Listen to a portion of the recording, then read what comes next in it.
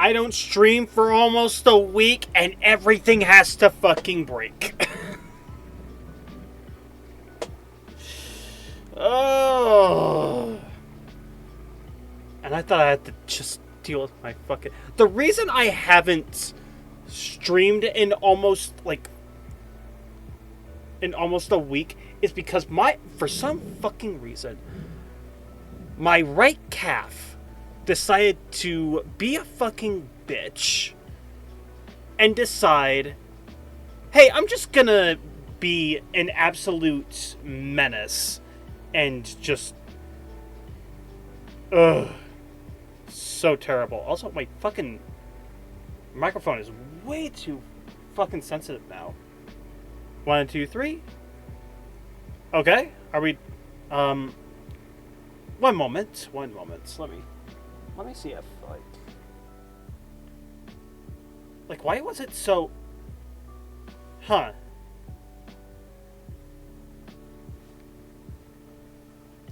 I mean, hopefully it's not, like, really peaking. Like, it's slightly louder than it usually is, but I'm gonna have to at least hope I'm not too loud. Actually, let me, like, monitor it for a moment. Like, how bad am I? 1, 2, 3.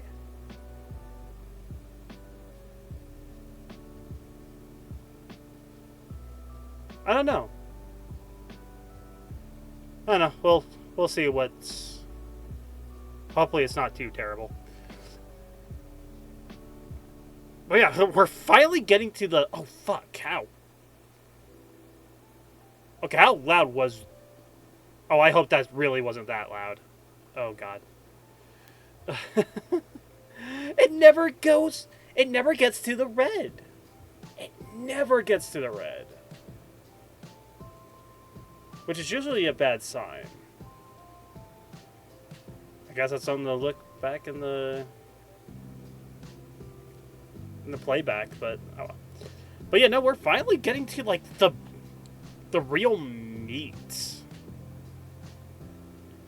of the stuff. Like, I mean, we're gonna start off with like something that's not really like review. It's actually the first time I actually did like a scripted video.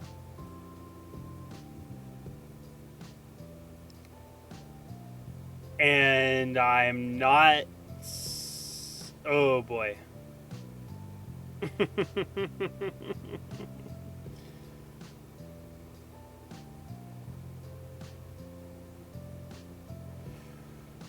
Okay. We'll cut the music here. And ladies and gentlemen, boys and girls, let's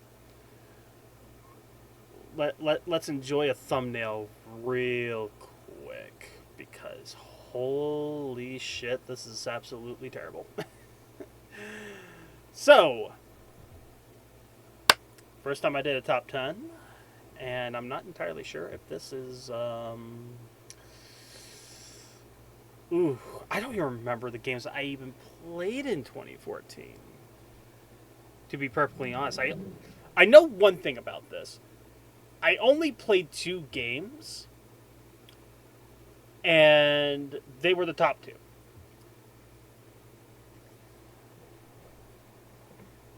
But like, ugh.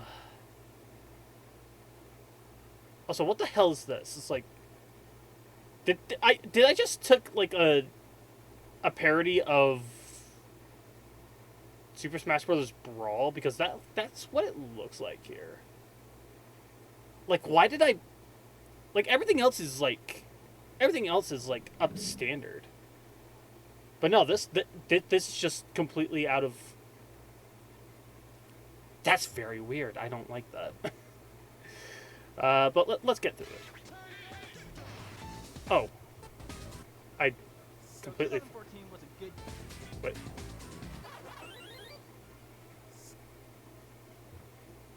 Rayman Legends music? That came out in 2013. Why? Whatever. So 2014 was a good year for games, but there were some games that Please tell me these are jokes. Like, I didn't remember a single person say, "Oh, Watch Dogs was fantastic," and why the fuck did I put Sonic Jump Fever? I guess in a way you can say it was the best Sonic game of the year, of that year, but like, weren't really that great. Some were just awkward. So let's commend. I completely forgot about I Am Bread. Like, Gun Simulator just refuses to die, but like, I Am Bread, I don't remember that. No, it's not like I don't remember. I forget that game just even existed. Like, holy shit, this is a time capsule. This is a weird time capsule, dude. And all the games of this year that were probably the best. Okay, so a little warning, most of the games on this list is Nintendo. Because let's face it, Nintendo pretty much won this year.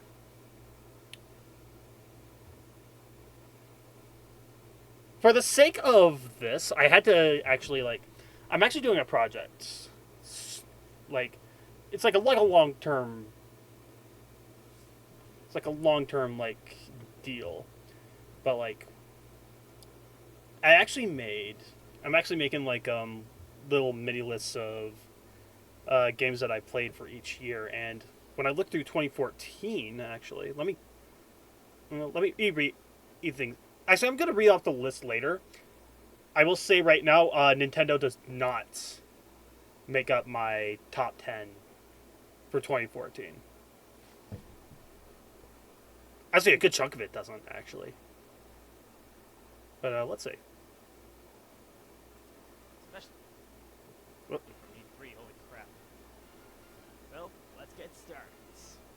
Also, Yeah, you could do a little better with the delivery, my dude. Just a smidge better with the commentary would be absolutely fantastic. But no, just gotta make it sound a little awkward. Also, I'm gonna move this just a moment. Okay. before I start, no remakes. That means no Rayman Legends and No re, no re, no also remakes. before I start, no remakes. Okay, port's not That means okay. no Rayman Legends and no Grand Theft Auto. I wouldn't even put Grand Theft Auto 5 on any of my lists anyway. Well, first off, I never even played it, but Rayman Legends, like, no shit, like that game. I guess it was only. Actually, I don't remember. Like, were any ports of Rayman Legends? Did any port of Rayman Legends came out in 2014? I think. I want to say like the Wii U stuff came out. And it was like Wii U came along with PS3 and Xbox. Maybe the PS4 and Xbox One versions came out later, but I don't know. We'll see. Sweet You thought Jesus. the original Plants vs Zombies was chaotic. Right out to a terrible start. Like, Plants vs. Zombies is not chaotic. Like, I mean, I guess it can be. But, like, it's not. Like, I know where I'm going with this. It's like, it's going to go to, like, Modern Warfare. Well, Plants vs Zombies Garden Warfare is just strange, but pretty unique. It's one of those third-person shooters that makes you wonder what the frick you're on, and I like that. You got your cactus, your pea shooters, your zombie guys, things. I don't know. I didn't play them. Also, you can tell this was not my footage.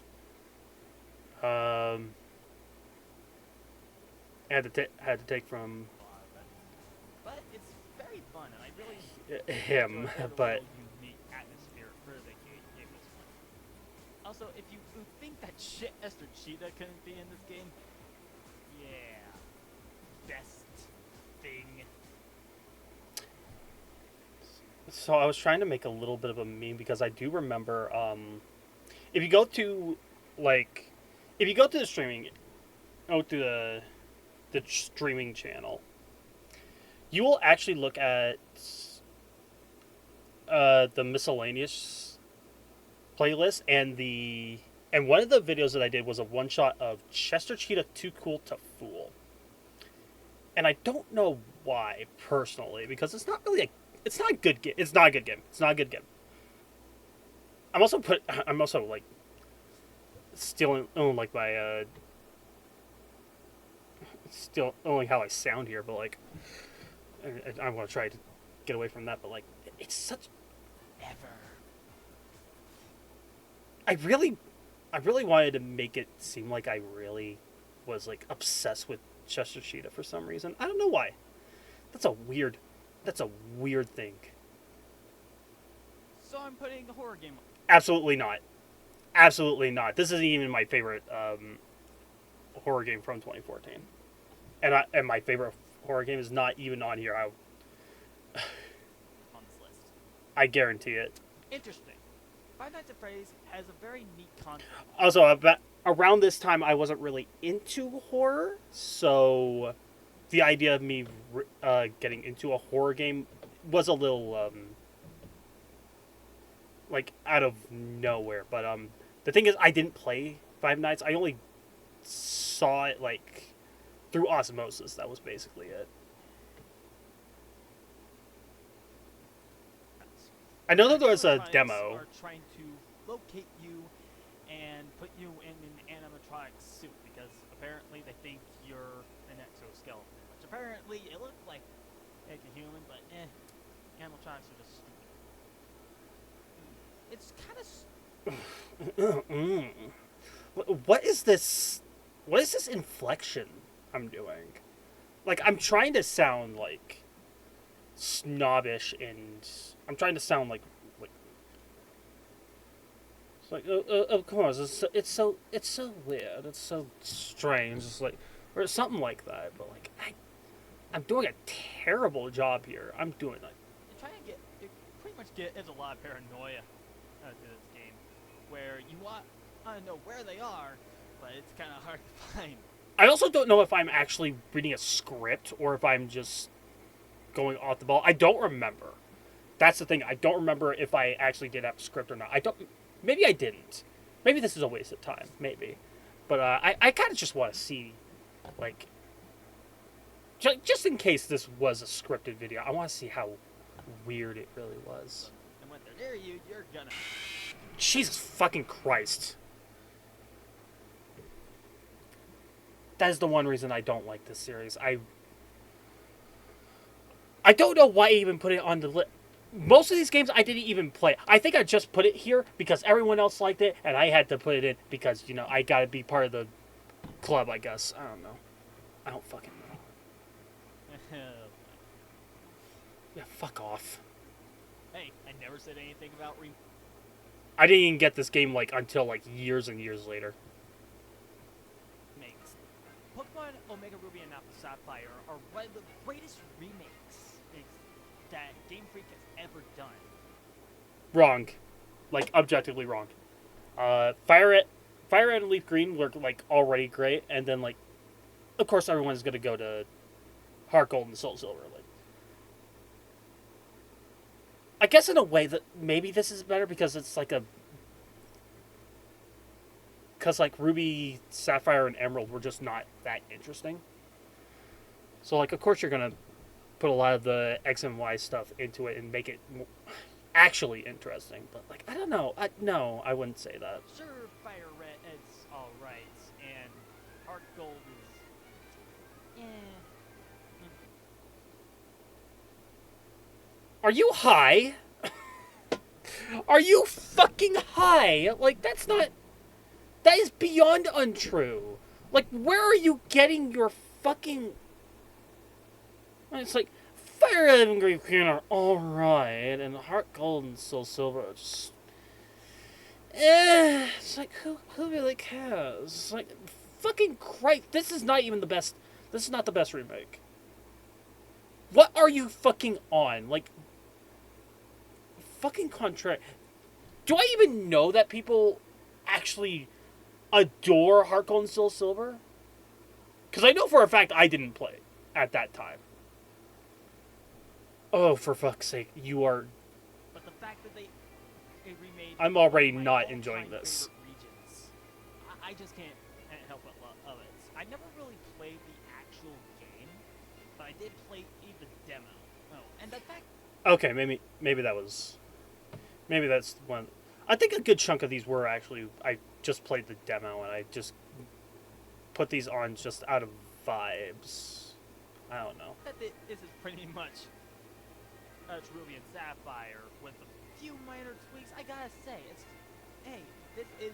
I'm gonna say it's gonna be one of the greatest. Whatever. Or that's why this game is fairly low on the list. Yeah. Uh-huh. Back in the day, Rare was the pinnacle of Donkey Kong games. This will be my number one. I know this is Tropical Freeze. Tropical Freeze is just phenomenal. Just an absolute. I would actually say this would Tropical Freeze was probably be. I don't know if I would put it above DKC 2. I don't know. I have to really think about it, but like. No, this game is fantastic. It should not be this low. But now that they were bought by Microsoft, they turned that to Retro Studios, which was Donkey Kong Country Returns. Wasn't really the greatest game that we hoped for. And then this year came along with Yeah, I can. Country Tropical. I mostly said that again out of like popular consensus. But when I did play it like for the first time, yeah, it just wasn't really. Yeah, I can still stand by that. It just wasn't that exciting. A lot of people were excited for this game, and I think people had their eyes wondering if this was going to be a great game. And when the game came out, it was. Donkey Kong Country is pretty much like Donkey Kong Country Returns, but it's also like its first predecessors, and I really like that. It also has some fantastic music, some great level design, and really, the fact that you can play as Cranky Kong, that's the greatest thing ever. I have no idea if that's like a joke or not. Like Cranky Kong is actually pretty fun. I think a lot of people really go through like Dixie being like the best one, and I mean obviously I guess you can definitely say that, but I don't know. I think all three of them can be fun. Well, actually Diddy Kong's kind of whatever, but Dixie and Cranky I thought were great.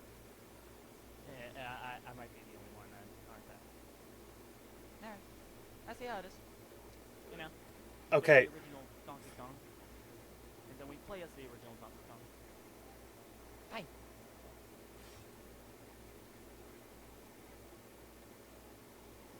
Did I think that was like a hot take or anything? It's like whatever. Shovel Knight definitely deserves some attention. I mean, it's a knight with a shovel, and I'm glad that this year was pretty much the best year for indie games. I really love the indie scene, and when I got on this game, holy crap, this game was pretty good. Do I remember playing this at this time? Again, like I have to keep reiterating, a lot of these games I just didn't play at the time.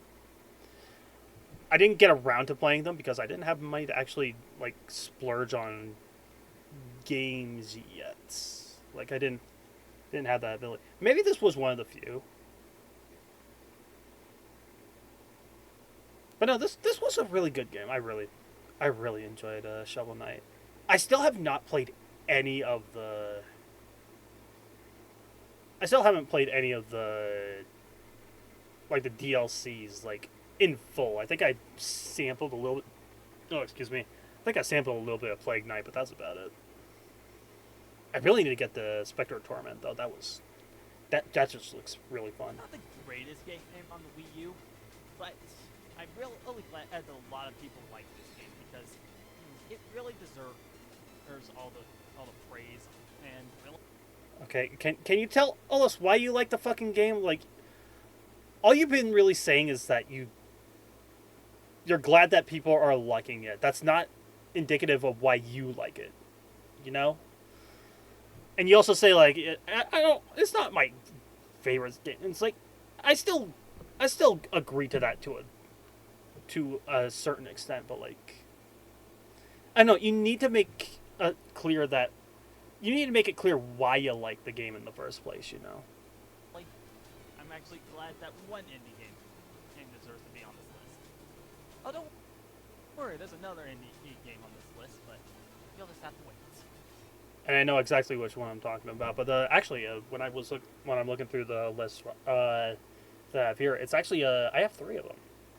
I have 3 indie games on here that I actually really adore, but I do not have one of them here because I don't think I actually heard about it at the time. I have never played a Dynasty. Not even on my list. Not even on my list. I did play this eventually. Did this have a demo? I think it did have a demo. I don't like Warriors games. I don't remember I ever played like a Dynasty Warriors, but I played this and I played Fire Emblem Warriors, and I just can't get into the loop. Like the gameplay loop is just not interesting to me. Warriors game in my life, and somehow I actually want to play it. Well, then again, this does have Legend of Zelda themes, so maybe not. Hyper Warriors is a freaking interesting game.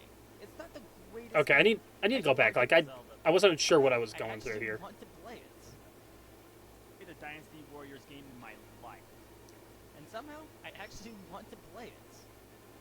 Well, then again, this does have Legend of Zelda themes, so maybe not. Hyper Warriors.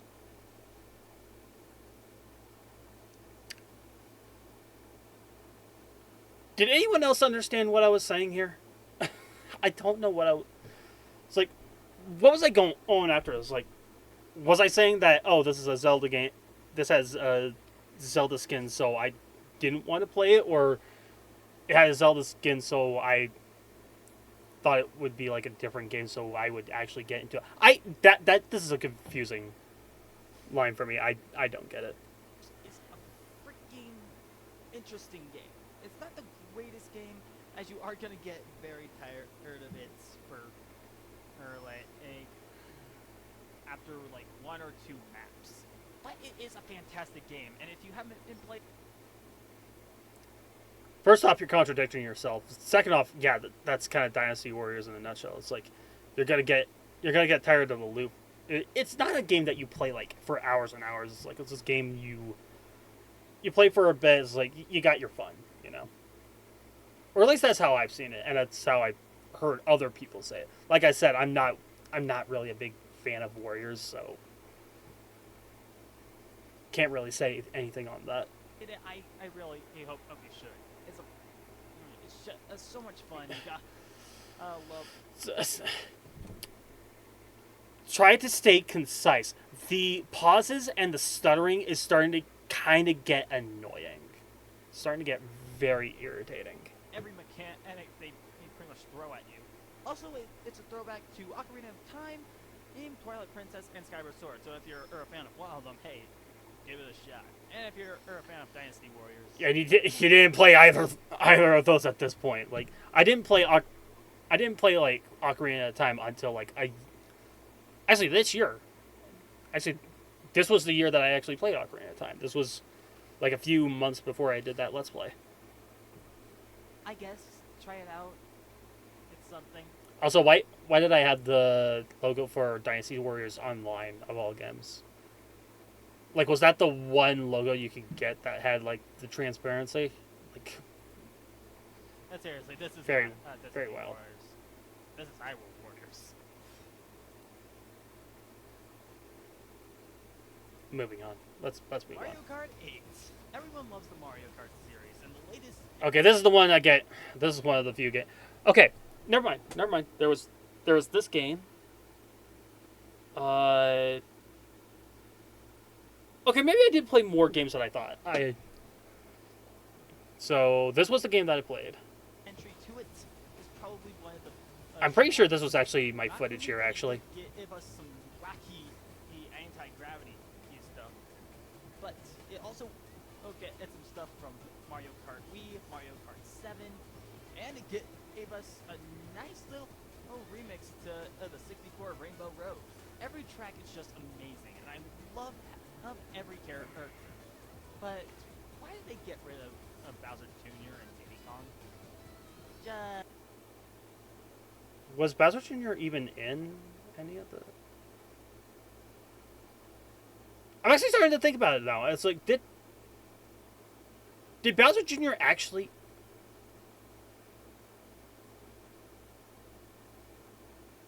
Hold on just a minute. Let me check something real quick.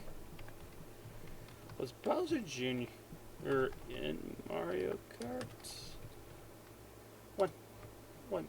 One momento. Oh, he was in Double Dash. Okay. Oh, right. Duh. He was in, Okay, yeah, they did. We should just straight up say, like, they just... Interesting. Sick. Hi. Yeah, I'm a Very big fan of Shantae. But really, this game is pretty much the same game as the other two Shantae games. But it just... How? Wait, what? What do we have? Oh, thank you, auto chapters for saying. Oh, yeah, this is definitely Assassin's Creed Valhalla. First off, not 2014. Second off, does this look like? I was about to comment on the. Oh my fucking god! YouTube distracted me. No, this is not the same as. I did get Shantae and Risky's Revenge like a little bit after I got my original 3DS, because they actually looked very interesting to me, and I like both of them.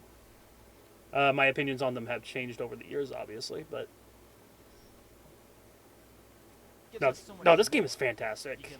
It really is fantastic. Action, you get some kind of dash move. The game just looks gorgeous. That is true. I love the look of this game. It's Shantae. You can't help but love it. Well, there are 2 games on this list that I actually will go over: Shantae and the Pirate's Curse. I will say right now, no, I would not. I know what the next 2 are, and dude, I wouldn't even. Like this next one actually, okay. I would say. Let's just get to this. Again, am I saying this as like a hot take? I'm sorry for. Let me. Needs to be subtle, these games. Okay, get that because I didn't want to show that part. Or right. Ugh. Why did you put whatever? I seriously don't know if I was saying this like it was like a hot take for me to say that Bayonetta and Smash Brothers were like better than Shantae. I think most people would probably play both of those games and not even heard of Shantae Pirate's Curse. If you haven't played Pirate's Curse, please do. It's fantastic, but Bayonetta 2 whatever. Just got everyone confused. A lot of people really didn't think Bayonetta would be on a Nintendo console. And the fact that a sequel to a game that a lot of people really love, that really got a lot of people turning in the other way. However, a lot of people really love this game. And I actually got a chance to play the demo. This game is amazing. I love beat-em-ups, and the fact that this is so fast. I say I like beat-em-ups. Like I only played like a small handful before here. I think I want to say I played Devil May Cry 3 before this. And I played... Like, in terms of 2D, I played... I think I want to play, like... I want to say, like, it was either Final Fight or Streets of Rage. I don't quite remember, personally. I know it was one or the other. But no, I don't. I don't know where I was going. Oh, it's like, oh, I love beat 'em up, so I was obviously gonna like this. No, my history with beat 'em ups were very lacking at this point. Fast pace. I don't see why a lot of other people wouldn't like this game. It's a fun game, and if you haven't played it, I mean, if you're a get prude, if you're a prude, you're probably not gonna like it. the MO. It is very fun, and if you like the demo, well, probably consider actually getting the game. I'm actually gonna get it when I get the money.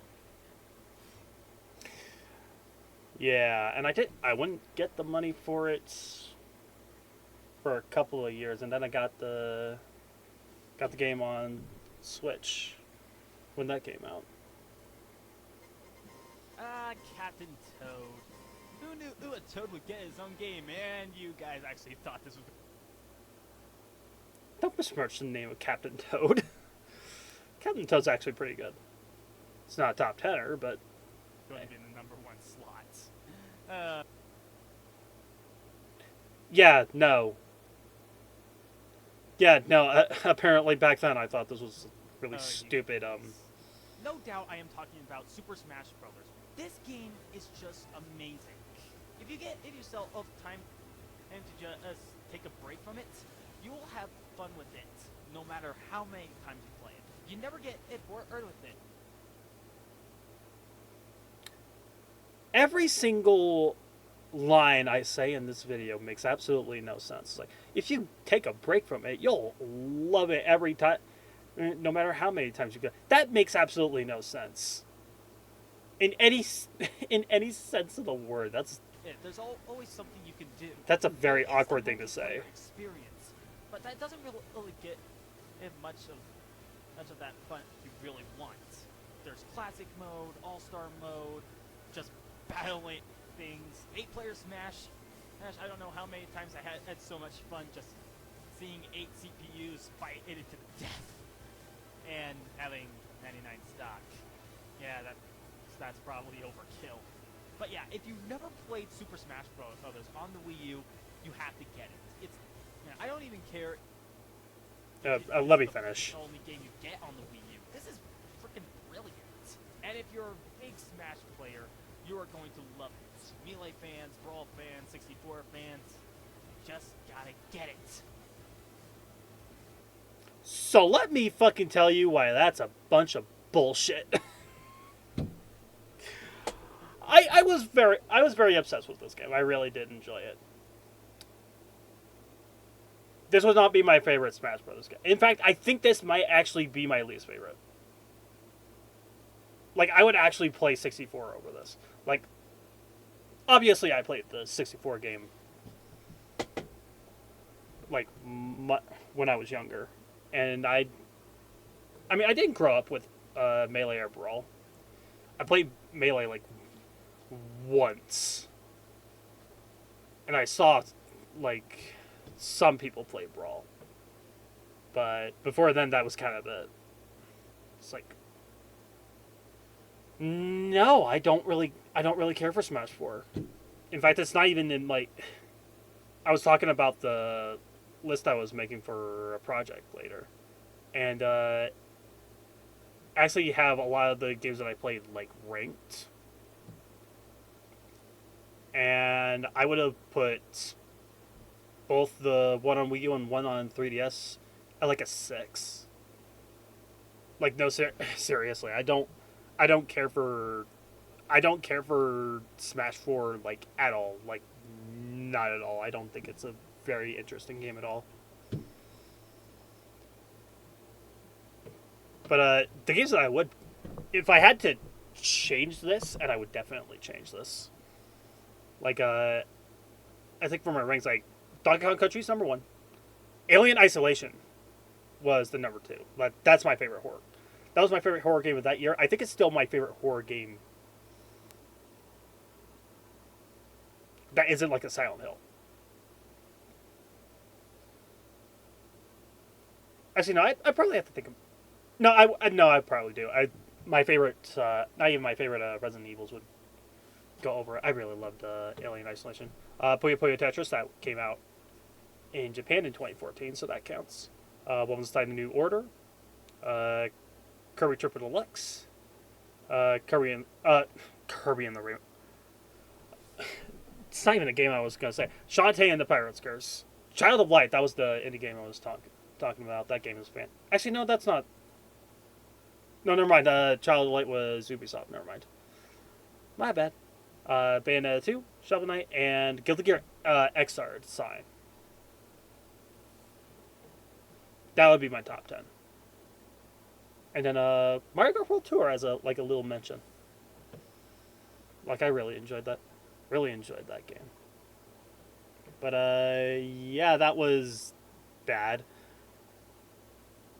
But I wonder if it's gonna be worse than this. Like, this one's the one I'm most not looking forward to. I actually want to look through the comment. Not a lot here. Yeah, this one I remember, and then this. I think this guy he told me like, hey, you should do more review, and I would do those for like a little bit, and then I would just pivot a little bit to like retrospectives because I don't really do review content per se. I just like talking about shit, you know. That was kind of my thing. Also, my mic just. Why did you move, Mike? Sorry for a little crick. Oh, that's why. Oh, that's why you moved the cable. Let me mute it for a moment.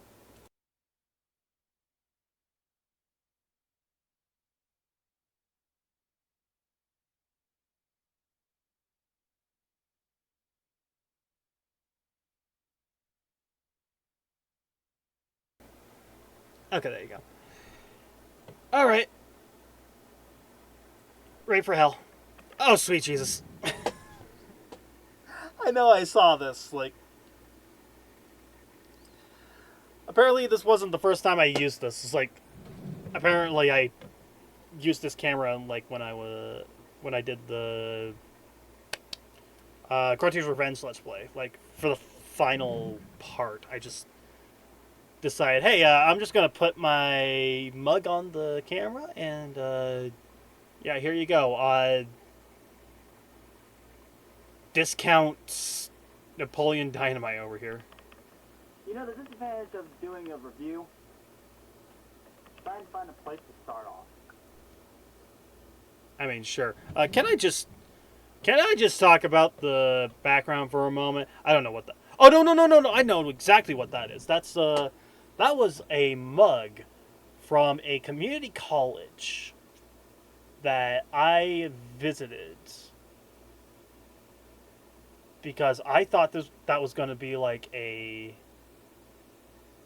there were several factions of the community college, and unfortunately the community college we went to wasn't an art college. It was actually an agricultural college. Like it was teaching about a lot of like the agricultural stuff because we're in the place where farming is kind of a big deal. But whoops, should have looked into that a little bit. This is this shelf and this, I don't know, I guess you can call it a shelf. These were made when I was in a workshop, and I really liked it. W Master, the Wind Master. I still have this laying around somewhere.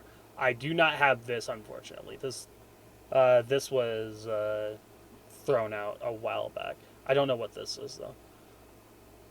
I have no idea what this is. Oh no, wait! This was a mirror. This was a mirror I had in the room. Don't ask me why I had a mirror, but yeah, this room was so weird.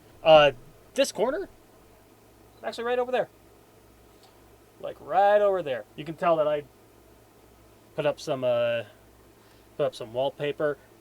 You ever try getting wallpaper on like a slanted wall? It's not very fun.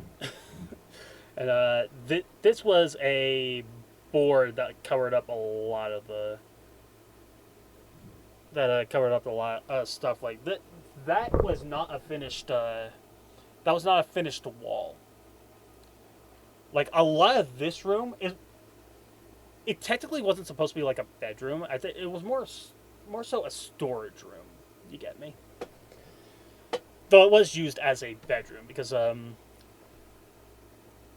people that lived here originally, which was I know they were family. They weren't like close family. I don't think. But my great grandmother owned the house. But I don't remember who else was living here at the time because my great grandmother was getting up there in age, obviously. But yeah, such a weird thing. I also had like my Eagle Scout my Eagle statue from when I got my when I graduated Eagle Scouts, Boy Scouts. I got my Eagle badge in Boy Scouts, and I think that was my original 3DS on here too. Like looking at I was talking about a time capsule. This is definitely a weird little time capsule here. Okay, we're done reminiscing. Oh my god, I'm in hell. Oh, I'm in hell. Hello everyone, Gentleman Master here, and welcome to my first review. I wanted to do these for so long. I think now is about, I want to say a year. I don't know. I'm actually not sure what videos I was thinking of doing around this time. I think this might have been like the one I was like, I saw some Call Me Johnny talk about this game. I was like, I played this quite a bit. Actually, I did talk about when we were going through the Let's Plays. My mom actually found. Oh, that's Kirby. Do I still have the? No, I don't. Where did I put? I have no idea. Man, this DS has seen better days. I was trying to figure out how to like open it, see if I can fix up the hinges and like the top screen because you can see it like it's definitely there you go. Yeah, you can see like the dead pixels on here. Unfortunately, I made the hinge worse. I wanted to try and fix that little thing up. I think it's basically dead, unfortunately. But yeah, no, this was. I guess I played this game so much. I thought, hey, let's give it a go. I was gonna do the first Sonic game, but for some odd reason that kind of went short, and I thought I'd do something a little bigger. I guess that is a. How am I trying to word this? I would not say that this is a great first review. You get me? No, out of any game I would really think about, like no, this would not be a game that I would think about. Yeah, this is definitely one we're going to be going through.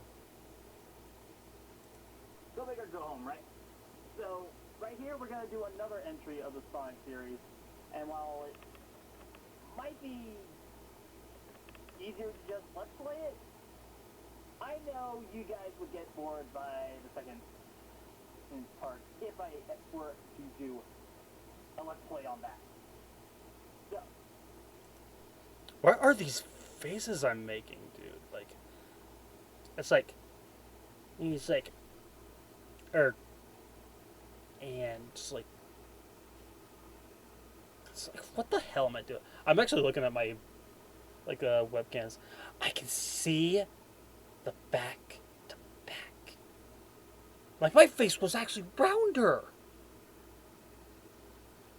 Like, wow, my face got a lot.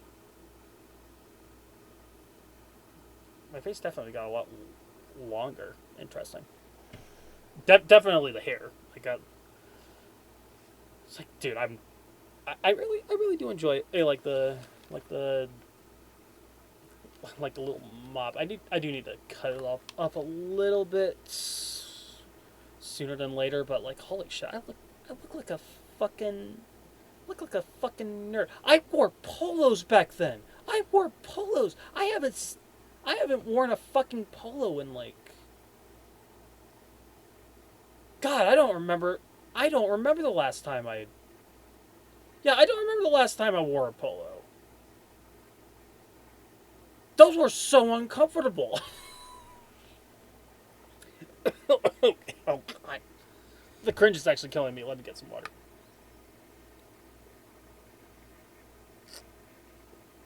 Oh, excuse me. But yeah, no, it's like, dude, everything about me was just so different, dude. Everything was so different about me. You can't. I'm also looking at the fucking camera quality. You can't see what fucking games I have here. It's like, I know they're Wii. Like, I have a few Wii. There's a few Xbox games here. No, these are DVDs. These are DVDs. But like, yeah, the Wii. I have a couple of Wii and Xbox. Not a couple of Wii. There's more than a couple. Yeah, my collection was so small. Look at how much I have grown in the collection department. Everything has gone bigger. Everything has just gone bigger. It's like you talk about going from Sonic 1 to Sonic Chronicles. Like, man, dude, you don't know where you're going to go. You don't know where you're going to go, little man. With that being said, let's start the review. Also, this is one of those things where you gotta, like, do several takes to make sure you're not speaking, to make sure you're not being silent for, like, several seconds. You get me?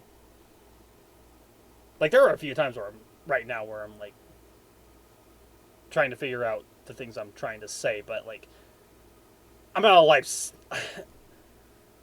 setting right now. I can't really change much of that. About that, but like, if you're in front of the camera, you have plenty of time to like think about what you're going to say and just use the stuff that you're going to say. Just don't be silent for too long. If you had to be silent, at least cut. It would be a little awkward, but at least people would respect. At least you'd be respecting people's time. You get me? View of Sonic Chronicles. The Dark Brotherhood. God, I hate that title. It's such a stupid fucking title, dude. It's like... And I think the only reason I say it's a dumb title is because I heard it from that voice. It's like, I tried to make it sound so cool. It's not cool. It's a dumb title. Whatever. So before I get started, I must note that I was emulating the game mostly because I do not have a DS or 3DS capture card. So there are certain glitches in this emulation that are going to be noticeable, most notably from the hub worlds of the certain areas. For a Sonic game, the story is actually kind of complex. We first see... The fuck it is! The story is Sonic thinks Eggman's doing something bad, and then there's another Legion. Like, you're fighting one bad guy, and then another group of bad guys come in. You team up with the bad guy to take on the bad guy. He leaves. You leave for the world of the bad guy. You fight the bad guy. There you go. There's nothing there. Like, there's more to that, but honestly, you could just say that, and you'd get the gist of the entire thing, dude. Sonic come back from vacation after defeating Dr. Eggman, and for, at this point, the last time. Sonic gets a notification from Tails that thieves, known as the Marauders, yes, very original, have been... Is it any less original than the plot that you're describing? I don't know, dude.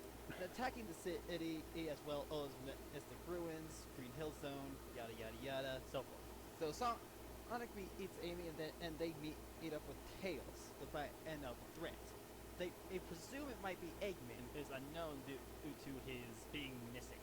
Later on, they go out to the GON headquarters to see if they... Gun. Just say gun. It's not GUN, it's gun. Like, they straight up say it's called gun. In Shadow the Hedgehog.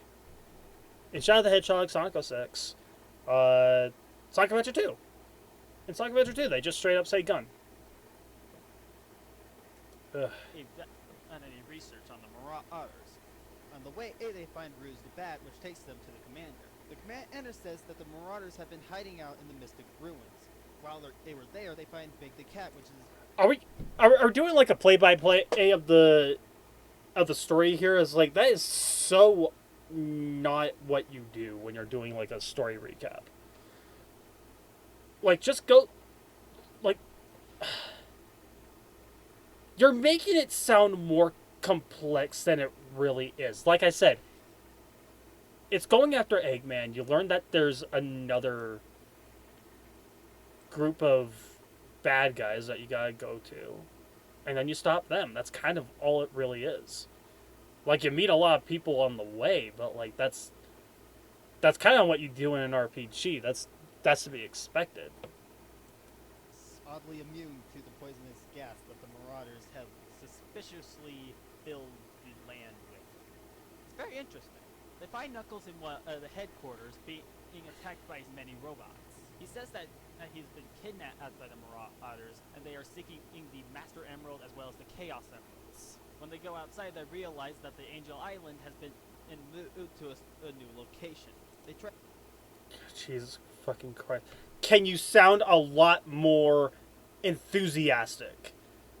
Because you're not giving me the impression that you actually find this interesting. This is not interesting. This is actually kind of very dull. It's really dull. Try to find a location into Angel Island, as well as trying to find Eggman and to see if he knows anything about this. They find certain that I'm also sounding very, very slow.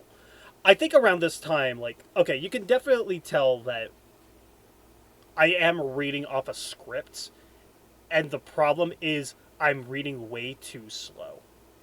And the reason for that is because I am, even to this day, I'm not that great at reading.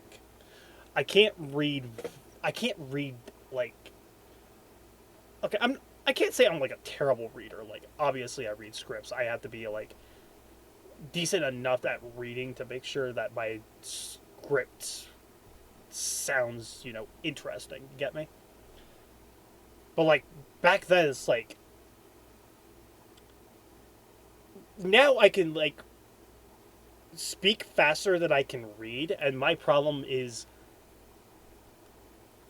I flub my lines because I'm speaking way too fast in comparison to what I'm reading. You get me? It's like, that's a problem I still need to figure out, obviously. But like, that's a different problem from this. You get me? I help them track the location of Dr. Eggman, and which oddly look like Genesis controllers. Tails connects the parts to get the reveal. How does that look like a fucking Genesis controller? Like, I don't know.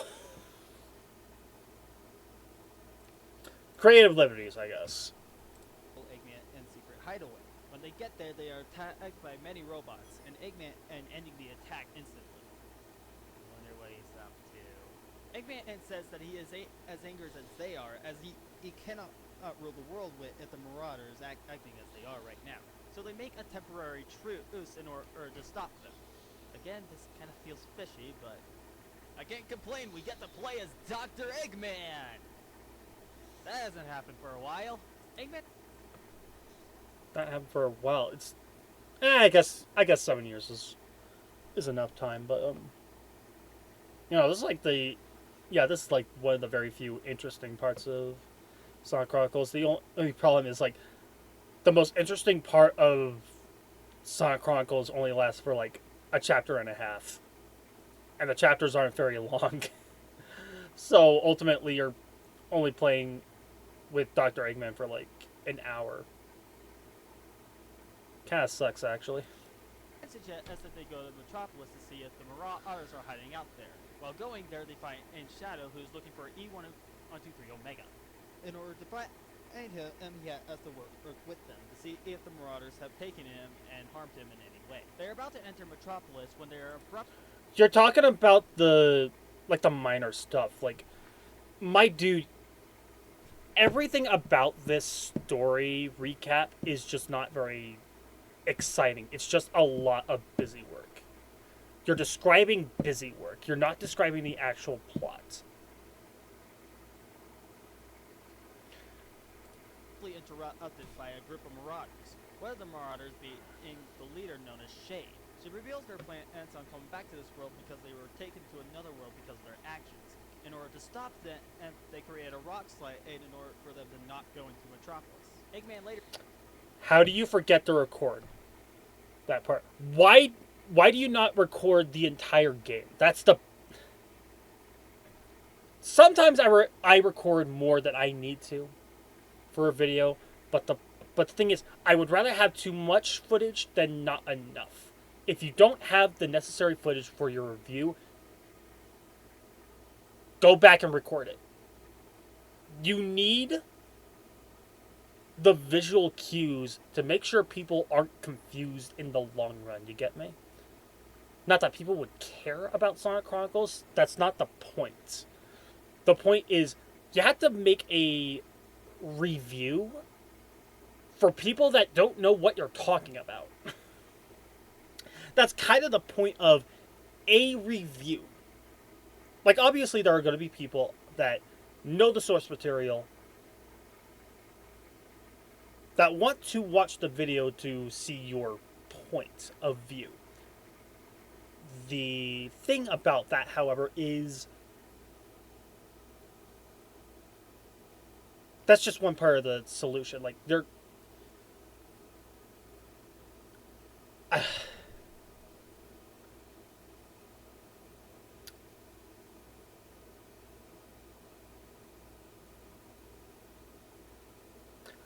My brain is breaking here.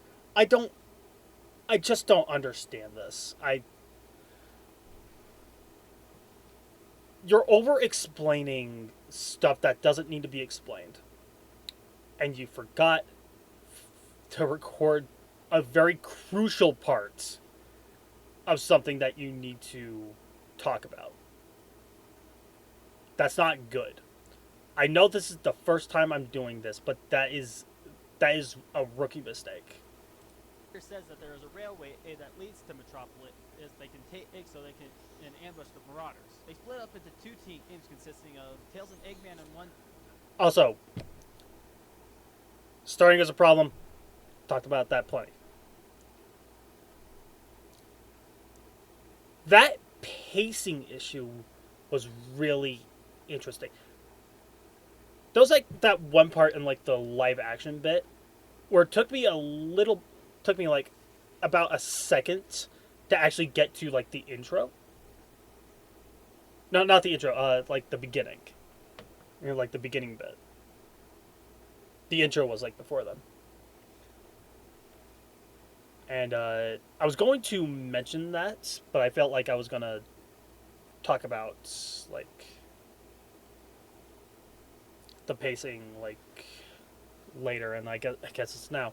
But that like abrupt timing, I was like, you could definitely tell like I cut a little too much of the dead air. You need a little bit of dead air so it sounds natural. You get me? And I definitely overcorrected there. Team and Sonic and Knuckles in the other, while doing. Holy garbage, Batman! It's like that was almost nothing but cyan and magenta on the top screen right there. It's like, holy shit. TS emulation is dog shit. Some investigation, Sonic and Knuckles learn. Or at least was. I don't know how. Actually, I actually don't know how good or bad the DS emulation has gotten. As known as the Nocturnus. Because of their war-hungry nature, they were exiled from the world and taken to a place known as the Twilight Cage. Because of this, the ruler of the Nocturnus, known as Ix, wants to rule the world and take revenge on the people who exiled them. Jade was confused and thought they want to only come back to this world. Because of this, she joined Sonic and the team to stop Ix once and for all. Ix retreated back to the Twilight Cage in order to take their... In a strange way, I don't know if I actually talked about this in my... When I talked about this again in my Dark Age video. But it's very interesting how Shade defects learning about... Like, getting more into, like, history over the past few years. Like, I don't know how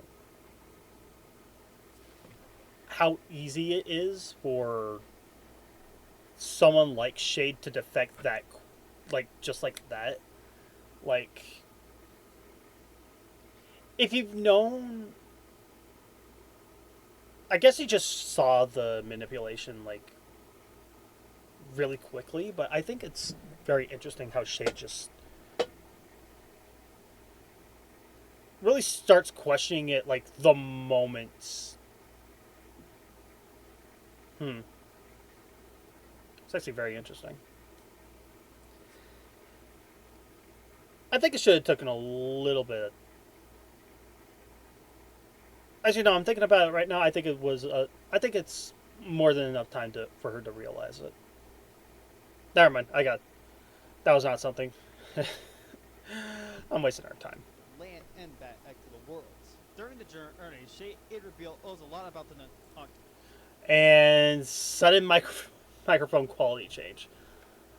Like, oh my fucking god. Turnus, as well as the Twilight Cage.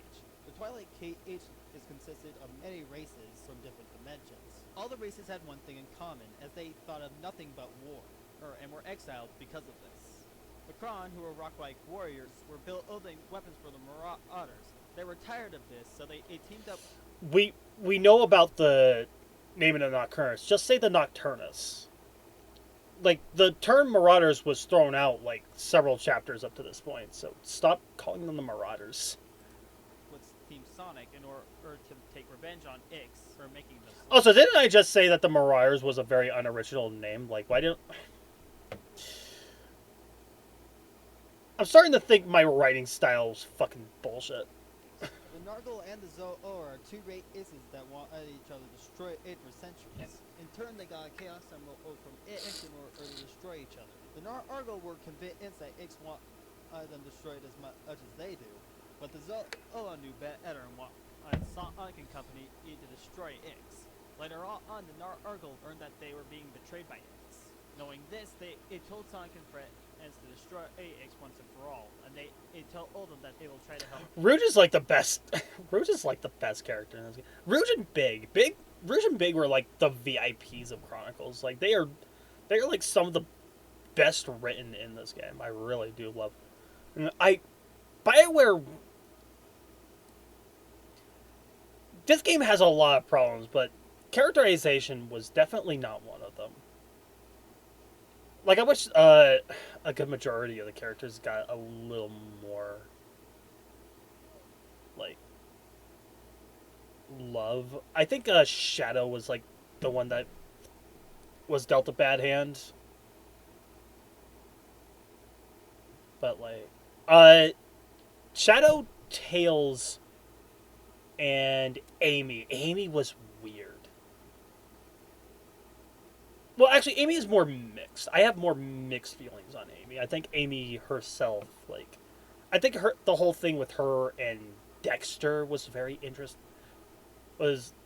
Interesting in a way as, like... The fake boyfriend dynamic. It just doesn't do anything for me. It's just a very... it's a very weird cliche that I think just needs to stop. But, like, I don't know. Like, outside of that, I guess she was perfectly fine. Actually, now that I think about it, Sonic might have actually been the worst, because they really wanted to deal with like the Paragon and Renegade stuff, like the thing that BioWare does, and it's like I don't think it works well when you're dealing with established characters. I definitely said this in the Dark Age video. I definitely remember that. Help in any way they can. The last race, known as the Voxae, are mentally connected, mentally like creatures that are being controlled by three of the Voxae override. Oh, Jesus fucking Christ. Do another take. Do another take so you don't sound like a bumbling idiot. Like, this is not fun to listen to. This is a video that actually got a lot of dislikes, by the way. Like, I think I can't look at the likes and dislikes because YouTube kind of fucked a lot of that shit up in like the YouTube studio, and you can't see the dislikes. You can't see dislikes on the main on YouTube feed, and you can't really trust the dislike bar extensions either. But like, yeah, just going through a lot of it is just, ugh. You need to do another take. A lot. Actually, I'm going back and forth here. The reason I bring up like the likes and dislikes, I think I had more people that disliked the video more than I did see likes, and there's a very good reason. This is such an irritating, just an absolutely irritating video to listen to. It's so irritating, and I cannot believe that I thought it was good at this stage. I genuinely cannot. One of the Voxae, known as Thieves, is not being controlled by the Overmind and want them stopped. In order to help them, Thieves tell us them all about the Voxae, the Overmind, and also make the passcode of the Overmind and protectors so Sonic can... Again, the fact that you have missing footage is irritating. Just straight up irritating. I did say missing footage, so I'm going to take a wild guess and say it was corrupted. So if that were the case, then we're going to set that aside. But it's genuinely irritating that I'm just being very picky choosy on what I should record and what I shouldn't. Team can go into the alpha part of their world. They defeat the Overmind and bring peace to the Voxae. In turn, this makes Thieves the rightful heir. The promise is to help the Voxae in any way you can. The 4 race is to help the Voxae. I think what I meant to say was you would do anything for the Voxae to help us. Again, do another take. It's agreed to team up with Sonic so they can defeat X once and for all. This may X and plan out what they will do to defeat Nocturnus and bring peace to the Twilight Cage. After they get on Nocturnus, they are met by 2 Gazoids that are keeping the 2 Chaos Emeralds. In order to defeat both of them, they split up once again. We're not going to talk about how the Gazoids were like made by the Nocturnus clan, and that it's a very interesting connection to Sonic Battle. We're just going to ignore that. Yeah, and Tails and Sonic on one team and Knuckles and Shade on the other. They finally defeat the Gazoids and collect the last 2 Chaos Emeralds. After collecting all 7 of the Chaos Emeralds, they plan on going after X for the very last time. Knuckles and Shade get the X first, leaving Knuckles to negotiate. With that failing, Sonic and Tails then help them to battle X. X is not finished yet, as he has a last resort Earth to finish the team off. Sonic then goes Super Sonic and battles X for the very last time, with X team off. What was that? Super Sonic and battles X for the very last time.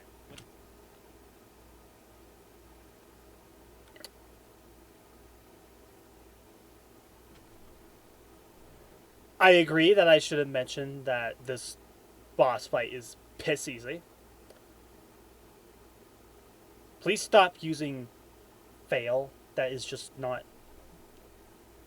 I know this is like mid-2010, mid-2010s like vernacular, but it's kind of annoying. really Next annoying. defeated, you try to close the wormhole to Sonic's dimension. The team then go into the wormhole just in time and come up with a very unwelcome greeting from Eggman.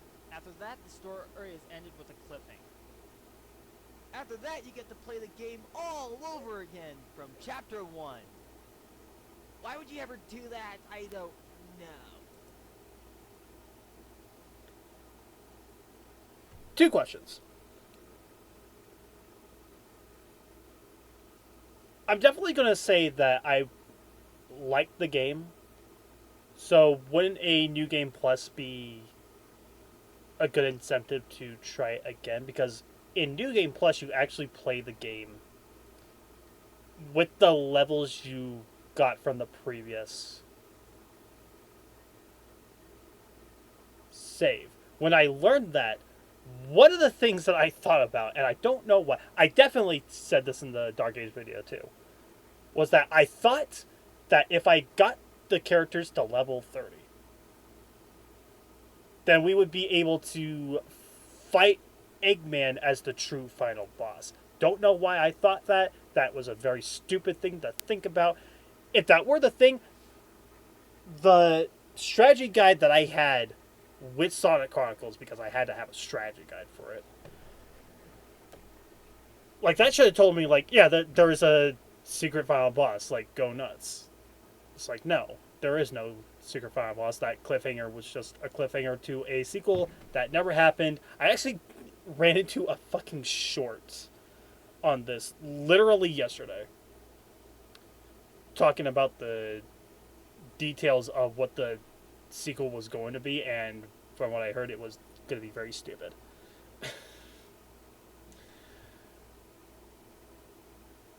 But whatever. Standard BioWare plot is basically what it is. But, like, I don't know. I thought you'd be very interested in, like, a New Game Plus. I don't know. There was another question I had. I completely forgot. So let's move on. Alright, you get El Chow, get rings, do a lot of side quest missions. Oh no, it's just useless. Graphically, the game will... Again, if you like the game, then a New Game Plus is just another reason to replay it. Like, that's just... It's not really useless. It's just... It's useless if you don't want to go back to the game, which... Fair, but... I don't know. I think I was just being... I was just being... I don't know. Just a brat, as usual. looks nice. Despite the size, the Fuck off. The game was fucking ugly. Like, it's... And it's not even the DS's fault. You could do a lot more with the game on a visual level, but no, it all just looks cheap. It looks like a very cheap product. characters are very well made, and the environments look lush and bright, vibrant. The hell they do. The hell they do. They look very washed out. You can see it looks washed out. You look at the background. Look at the background that I made. I didn't make it. This was these are like the overworlds used in the game. I'm pretty sure I actually color corrected all of this. I'm 90% certain that I color corrected all of this because it all looked so washed out. The game looks The battles look great very as well, washed but out. Looking at them after battle, they're very awkward. I can't say why. The models just feel off for some reason. Probably the eyes.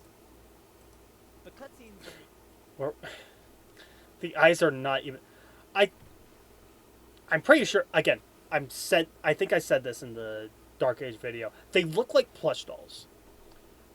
They just look like plush dolls. They scanned in and just called it a day. That's all that really feels like to me. Obviously, I don't think that technology was a thing in 2006 or 7, whenever they were making this. So whatever they were making, however they made this, they look bad. The interaction sequences look great and kind of take inspiration from Sonic X and Sonic Rush. Speaking of, Sonic X I get, Sonic Rush I don't. I think if you wanted to make something like Sonic Rush, you would want to make it. You wanted to be a little poppy with like the light shading and the dark shading. the interaction in this game isn't the greatest thing. Most of the time when Sonic is talking, you get to choose what he talks about. But sometimes the options are either not worth it in the end, or there is only one option to choose from. On occasion, you even get repeats, which makes things even worse. Sure, you can skip them by picking the first option all the time, but a lot of the time you miss crucial information. Why can't Sonic just talk on his own? He does it a couple times at the start, but for some reason it's your choice, and I simply don't like that feature, especially when your choice becomes a waste of time later on. Like I said, a Paragon Renegade system only works when you're dealing with original created characters, not with established characters like Sonic the Hedgehog here. Even when BioWare made games based on like existing properties like KOTOR, like the character you were in control of was an original character. You created that character. Here it's like the only way you would justify like a Paragon Renegade system is if you created your own Sonic character. Basically Sonic Forces like around 10 years earlier, but like nobody wants that. I mean, I wouldn't want that. Maybe there are people out there. There are a lot of people that like Sonic Forces just because of that character creator. It's like you like your favorite part of the game was like the first 5 minutes. Whatever. Now that we got that out of the way, we go to the control. Everything in this game is done using the stylus. Personally, this is just a bad idea. Sure, for Yes, it games, is. sports, and puzzle games, it's a good thing to use, but for an adventure game, it's just uncomfortable, especially when you... RPG, not an adventure game. It's an RPG. You're going through the place, but that does not make it an adventure game. You have to use it for 10 hours. You move the character you have in hand by pressing the direction you want them to go. However, sometimes you can get stuck in certain areas and be very hard to navigate through. Not only do you move the characters with the stylus, but there are action commands which you tap with the stylus as well. You can also use the shoulder buttons, but they aren't really necessary because you can just tap the buttons using the stylus. Around the area, there are rings, Chow eggs, which hatch into Chow that you can equip to any of your teammates, and boxes, which include a variety of items which will help you with battle. These should have been capsules. I'm sorry. I said a lot of this. I'm pretty sure I said in the Dark Age video. I'm sorry I had to keep going back to that, but like those should have been capsules. Like the boxes just look so generic. I think they should have just been like your standard like Sonic 1, Sonic 2, Sonic Adventure capsules. Like I thought that would make it more like Sonic's World. You get me? When it comes to battles, however, the stylus control isn't as bad. During battles, you can do one of 5 things. You can do a standard attack, which will fill all of your slots, even if you want to do something else, which is kind of a problem. You can defend, which does the exact same thing. While defending, you take less damage, as well as replenished VP.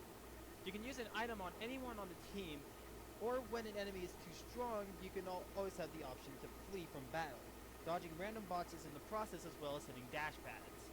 there is another option in the form of POW moves. They're basically the same as bro points, flower points, magic points, or whatever you want to associate them with. The special moves require PP, and if you can pull them off, you must have the necessary inputs for the set move. there are three types of inputs, one being a multi-tap button, one being a simple tap, which is the most occurring form of input, and a straight line, which is the most difficult to pull off. How move I think I only said that because I was playing this on computer. It's really not that difficult on the game when you're playing it on the DS itself. This can vary between in solo or team moves, offensive or defensive. and have many different inflictions and elemental damages, including fire or lightning. When you defeat an enemy, you will be given a score and a random item. The score you get from the battle isn't very useful in any way, so it's very confusing in why it's a thing to begin with. Now that the game... I think the only reason they have it is because, like, it's a Sonic game. Like, ever since Sonic Adventure 2, like, you had the rating systems, like, use it for the battles, I suppose. And I don't think it's actually completely useless. I think the better your score is, the more goodies you get at the end. I'm actually not entirely certain about that, and I don't really care enough to really look that up. Gameplay is out of the way. There is one more thing to talk about: the music. Sonic games are infamous for their great tunes. Infamous is not the word you should be using. You should say, like, it's famous for its great music. Like, most Sonic games have fantastic music. And then came Sonic Chronicles. Even the most awful of games have fantastic music. Is this game an exception? Actually, in certain cases, yes. During the hub worlds, the music is nice and all, but it's very forgettable, and the only one I can remember is the Green Hill Zone. But the only reason why is because it isn't the Green Hill theme from the original Sonic the Hedgehog. Just listen.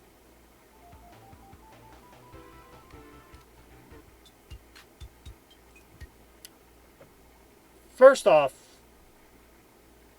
they wanted to make an original piece. Like, whatever.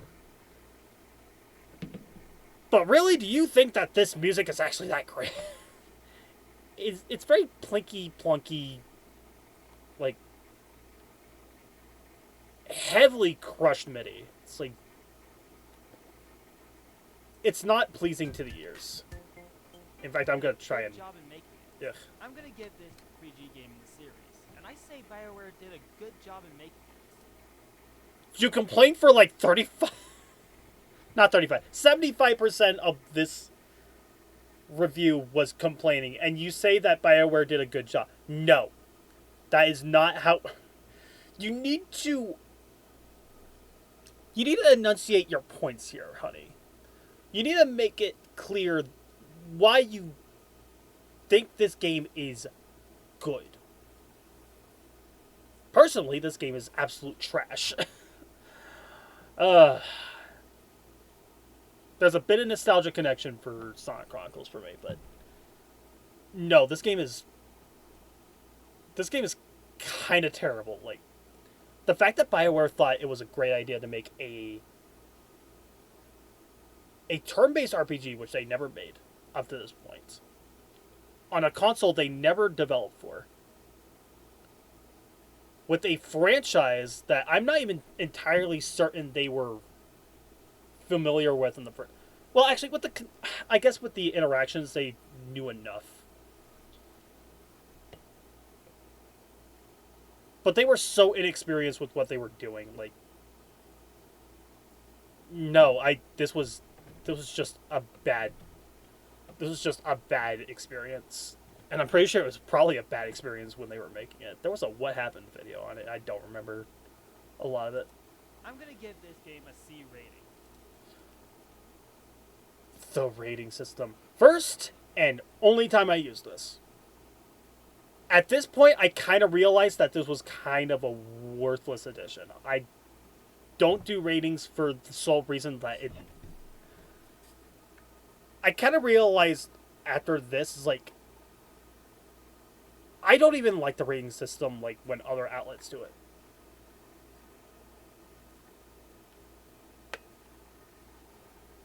And again, my biggest inspiration, Summon Company Johnny, he got rid of the rating system like 2 years prior to this. So the fact that I thought it would be be a good idea to try it myself. I think the reason I used the letter grading is, I guess I wanted to be more original, because everyone else was using the number system. Not a lot of people were doing like the letter grades. But honestly, like that's such a bad way of putting it. Especially considering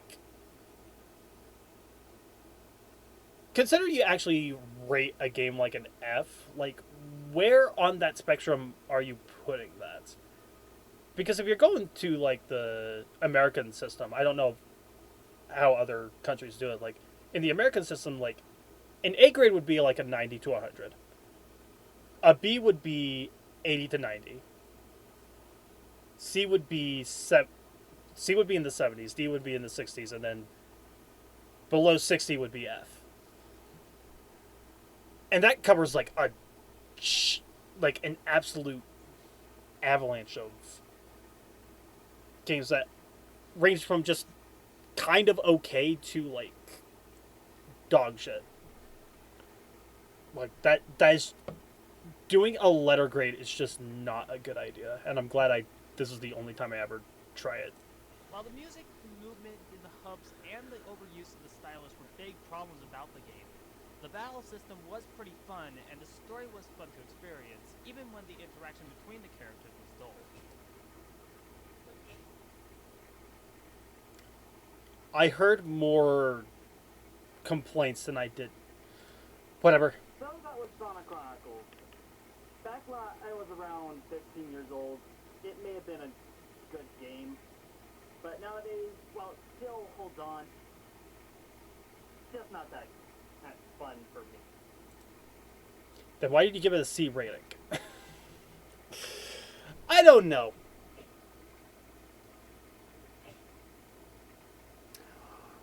When I talk about games that I played in my early teenage years, let alone my childhood, I had to think about the idea that, like, I don't know. Also, I was not 15 when I played this for the first time.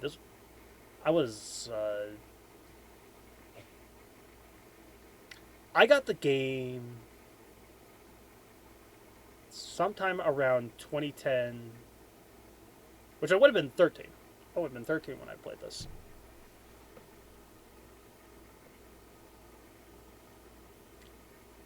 I guess it's not like too far off, but like still, I would be gotta be a little more accurate here. But no, why did you give it a C if you didn't think it was a good game? Like C is like pretty average. A lot of people would consider that average, but I don't know. So, that's it. If that's it, then we are going to move on. Ugh. And this came out February 28th of 2015. The next review I would do, I know, was well over a year after this. May 20th, actually, yeah, wow, that was like 15 months. 15 months later. Oh, there was my game of the year. You know what? Fuck it, I want to see. Fuck it, I want to see. I know exactly what this is about, because, like, I only talked about this game once and once only. Hello everyone, the Master here today with a new video. This was planned to be a countdown video of the 2015 games I played. However, there weren't many games that I played that did come out last year. So, I'll just get to the chase and say my game of the year. There were some games I played, like Rocket League and Splatoon, that were just amazing. And others, like Undertale, were kind of left me a little disappointed. Yeah.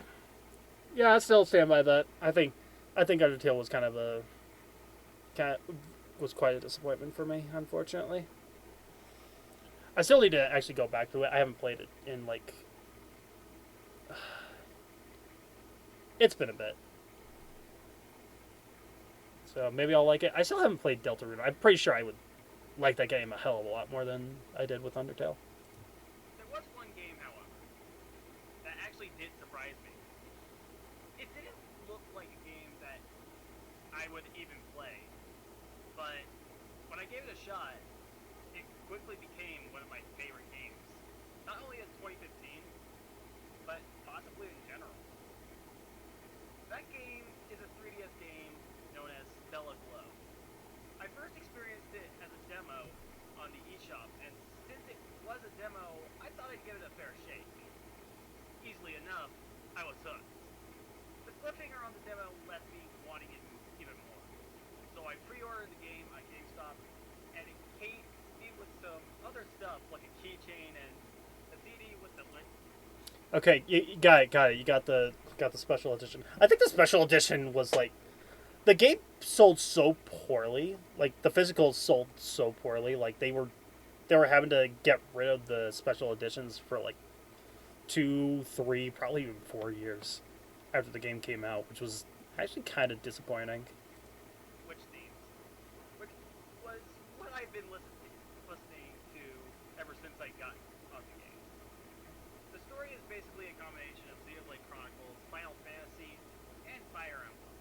And the same kind of... You want to elaborate there? I actually remember the story pretty well. One of these days I really want to replay it. Maybe I'll do it for a stream. Because this game is actually really interesting. goes for the gameplay. As it's a grid-based strategy game like Fire Emblem and Final Fantasy Tactics mashed together and kind of improved. It's a lot more like Final Fantasy Tactics. It's not... Fire Emblem is not really comparable. It even had some heart-to-heart like moments, since like you would see in Xenoblade Chronicles. Oh, I actually am elaborating on what I'm saying. Okay, very interesting. Holy shit, this was actually there's a little speck on the computer screen, but like this is like a 3-minute whatever. I'm putting this out there, and it's so much better than. It's just so much better than the Sonic Chronicles video. Like my quality is like a year in, it's just better. I can't say a lot when it comes to like the Let's Plays because I kind of all of them kind of just left my brain. There was a reason why I did a lot of note taking throughout that, but yeah, no, I'm actually doing pretty decent here. Its art style greatly resembles Fire Emblem Awakening, in my opinion, but it also kind of resembles. I don't see Fire Emblem Awakening.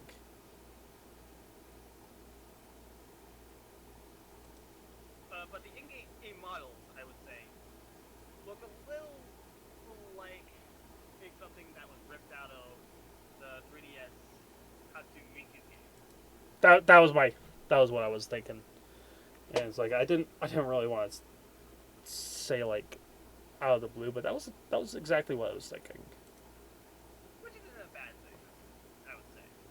And its voice acting, in my opinion, The voice acting was just near perfect. yeah, the voice acting was surprisingly solid. Like for a dub, it was actually genuinely great. Bringing in what seems to be the 4 kid voice actors like Jason Griffith and Oh my god. I look at Alto and I can't think of anything other than whoever the fuck his name is in SAO. I hate SAO so much. I didn't actually watch Sword Art Online until like several years later after this. Because like I knew some people that really liked that show. I was like, I don't know, maybe I'll enjoy it. I hated it. I hated Sword Art Online so much. Also, there's a lot. There's a lot of. Fantastic story. First off, there's a lot of. There's a lot of nudity in this game. It's like for a good reason. There's reason for the nudity actually. But I talked about the 4Kids voice actors, and that's not entirely false. I think they're not really like the 4Kids voice actors. One moment. Por favor. I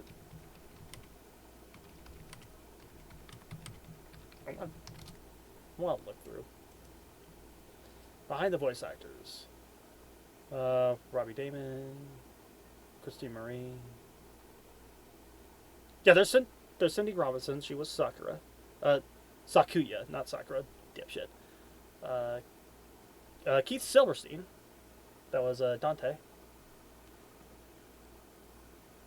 Trying to look for Jason Griffith. Jason Griffith is not on here.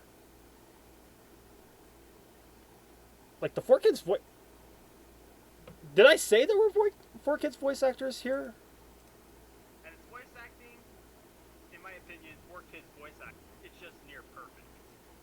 Bringing in what seems to be the 4Kids voice actors.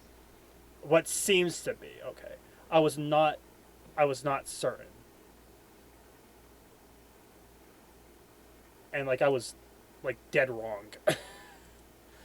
It's like not even close. If anything, by the looks of it, it's like I got some of the voice actors for the modern Sonic cast. Because I got Cindy Robinson, there's Matthew Mercer, Keith Silverstein, Kurt Thornton. I actually don't remember. I know they are in a firm. I don't know if maybe firm is not the word I'm looking for. But yeah, no, it's not the 4Kids voice actors. Like Jason Griffith and Lisa Ortiz. With its fantastic story, good that make it feel like it would be on a different console. I'd say this is my favorite game of 2015, and it's certainly one of my favorite games yet. Sadly, the game hasn't been selling too well, as it only sold less than 150,000 copies. Not even then. I think at that point, this game actually sold not even 50,000. I think it was pretty. It was really miserable.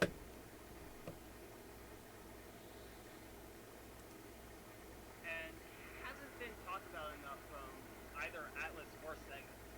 Regardless, I think it's the one. I think the majority of it is mostly because of Igipak's closing. Which kind of sucks because I became a little more familiar with their work after this. And I was actually a lot more familiar with it than I thought I was. Like, I remember, for some reason I thought, for some reason I remembered 7th Dragoon. It was very interesting. There's one game I'm thinking of. One moment again. Image Park. No, not Image Shack. Image Park. Fuck off.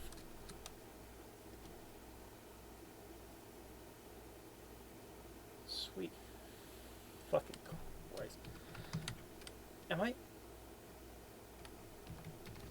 forgetting like the... Oh, it's the E in Image that has the repeated. Okay. Luminous Arc. That was the one I was looking for. Oh, Case Closed also. I remember. They made a Case Closed game. Oh, they also helped with Yoshi's New Island. I completely forgot about that too. Sweet Jesus. They made the Black Rock Shooter game, which I was only familiar with because a close friend of mine was interested in that. Criminal Girls, I hear things about. Yeah, I remember more than I thought when it came to Image Park. But no, this game is Game. And genuinely incredible. way to end Hitchcock's gaming career. Funnily enough, if you've known me up to this point, you probably know what my favorite game for 2015 was. Even though I didn't actually get to it like until very recently, like not even a year ago, I decided to play. I decided to play Bloodborne when it was on the when I still had a PSN account. PS Plus. My apologies. But again, I would say I prefer that over this, but this is definitely like one of my favorite hidden gems. I love this game. Give this game a try. There is a demo on the 3DS eShop, so if you're hesitant, give it a download. Otherwise, it's about $50 in most stores. Remember demos. Remember 3DS demos. I'm actually not even sure you can actually download demos on the shop anymore. I think the majority of it is just completely gone. How sad. Okay, but that's about it for that one. Okay, now we get the Pac-Man 2. Sweet Jesus Christ. This is the one I'm a little more... Let's see where this goes, because the only reason why I would even like humor the idea of doing a review of this is because this is one of the first games I've ever played. It was this. We had five games. We owned 5 games at the time. There was this. There was Mario World. There was Midway Classics, which had 6 of Midway's games. I think it was a Centipede, Missile Command, Tempest, which I absolutely adored. Breakout, and 2 others. We'll leave it there. And then we also had Family Feud and Wheel of Fortune, which they were whatever. I think they were actually unplayable considering you had to have 2 people. There's no CPU. You can't have CPUs with that. Very interesting indeed.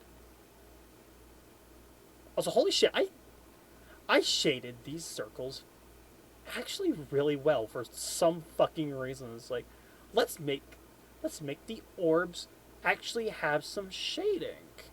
It's very interesting. Very interesting. Something nobody cares about, and it's like they're just random. They were just random assets I decided to put on the thing for like when I did the Let's Plays. I talked about this with Shantae. It's like the blue was supposed to be the main story, green was supposed to be the side story, and then maybe the orange was supposed to be like the review. And I didn't really put that in for some reason. I don't know.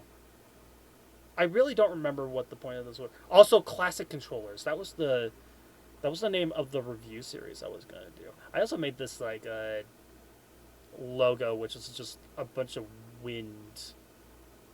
It's like, God, Windmaster. What was I thinking? It's such a dumb name. Also, like, for this, like, whole thing, I wanted to try and make like a pseudo like metallic screen here. I don't know what I was trying to go for though with this specifically.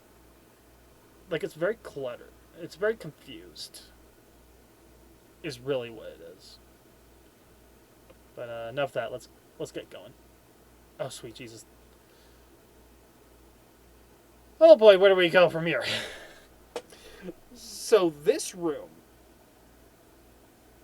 is actually next to me right over there. It is currently occupied by my brother. And it's a lot different. Like, the same slabs that were like right behind over there.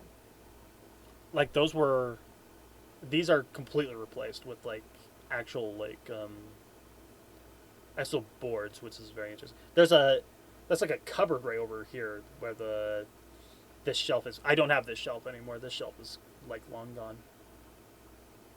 And like this is a mess. Like all of this is such a mess. Still, this is a shelf right here. Still have this one. It's like it is like a.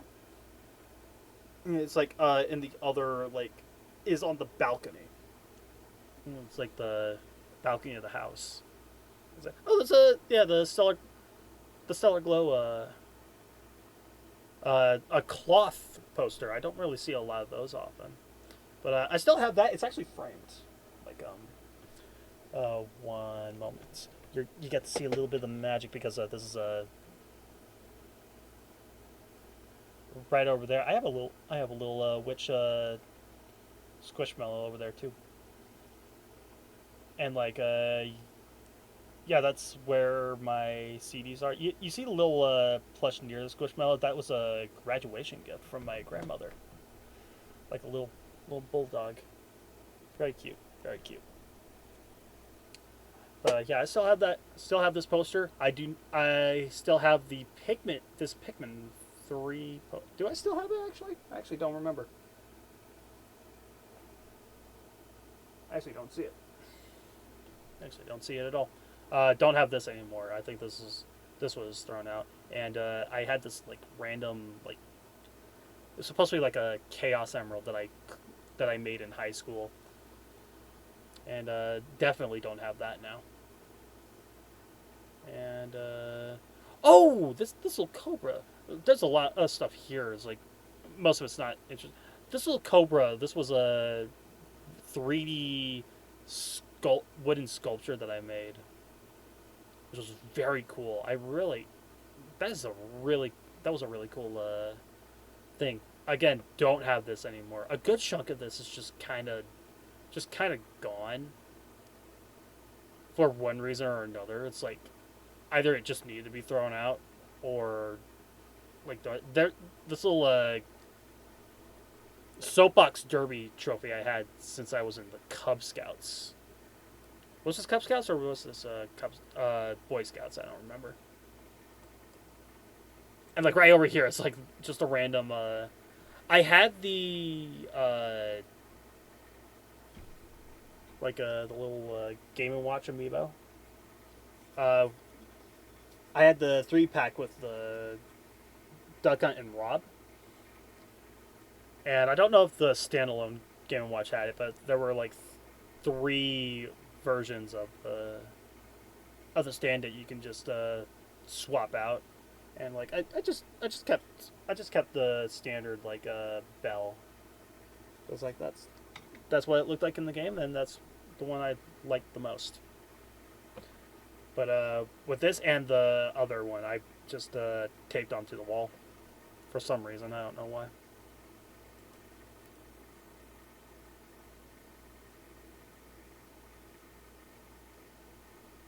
Yes. Also, the walking stick. The walking stick that was made by my grandmother too, when as a Eagle Scout gift. Still have it. Not getting rid of that. That's too sentimental for me.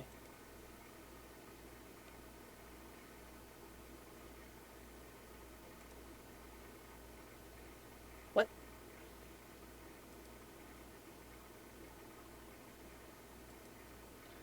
That fucking V-neck. I remember that fucking V-neck. This is the V-neck I used for one of the avatars I made.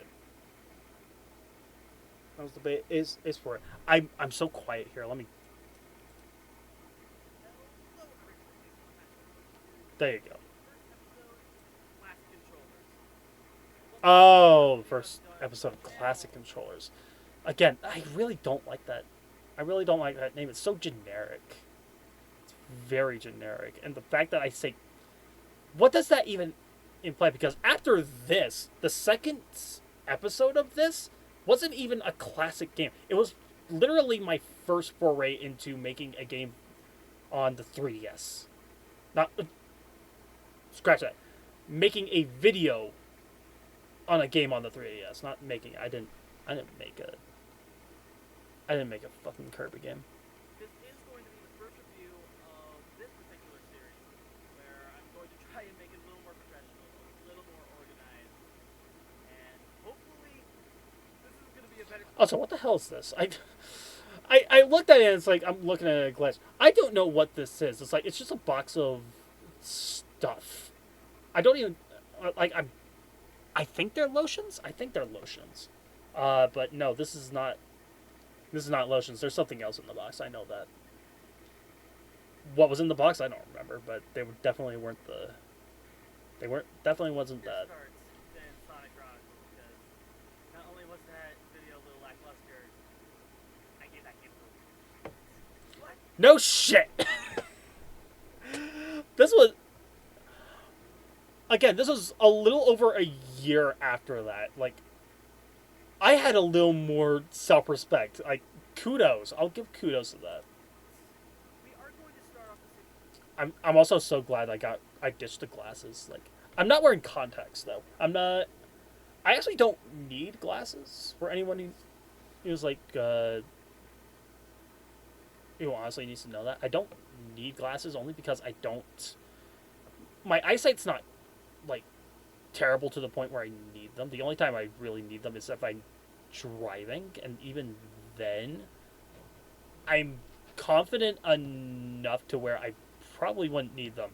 Like, especially when it's like really hot. I have my glasses in the car, which is probably not a good idea. Because when I tried to put my glasses on when they're like in the car, like the car gets hot and therefore the glasses get hot and the glasses like fucking sting your fucking skin and it's absolutely terrible. The moment I stopped using the glasses actually is very interesting because in 2018 I was in too many games, and one of my friends actually noticed that the sides of my the sides like where the glasses were, my skin was actually graining, like turning a little green, and that was when I decided to lay off on wearing the glasses because that was kind of concerning to me. And you know, outside of that, is like I just look better without the glasses for me. I don't know why. I just don't like the look. Actually, now that I think about it, I think I still have. Yeah, I think I still have this prescription like 10 years afterward. It's very interesting.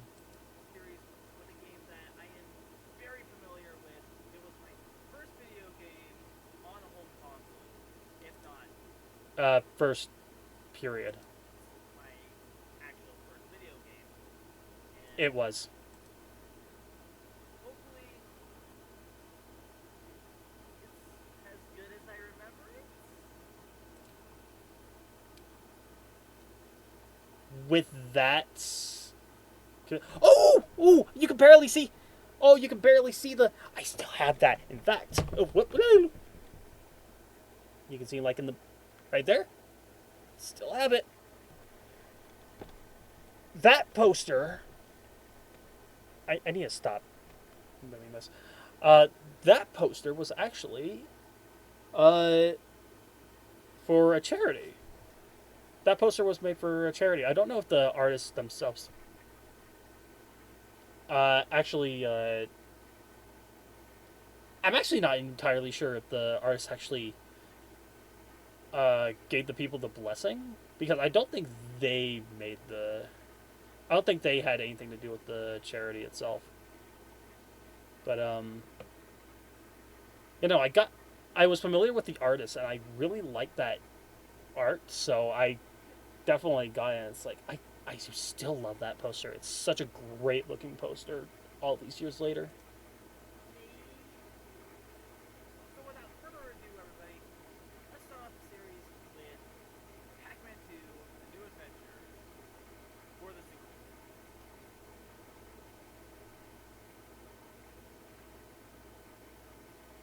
Pac-Man 2: The New Adventures of the I've been doing this for so long. I thought there was actually going to be like an opening joke through that. It's like I'm look. It's like I'm looking at this like. Let me see if I can ad lib this.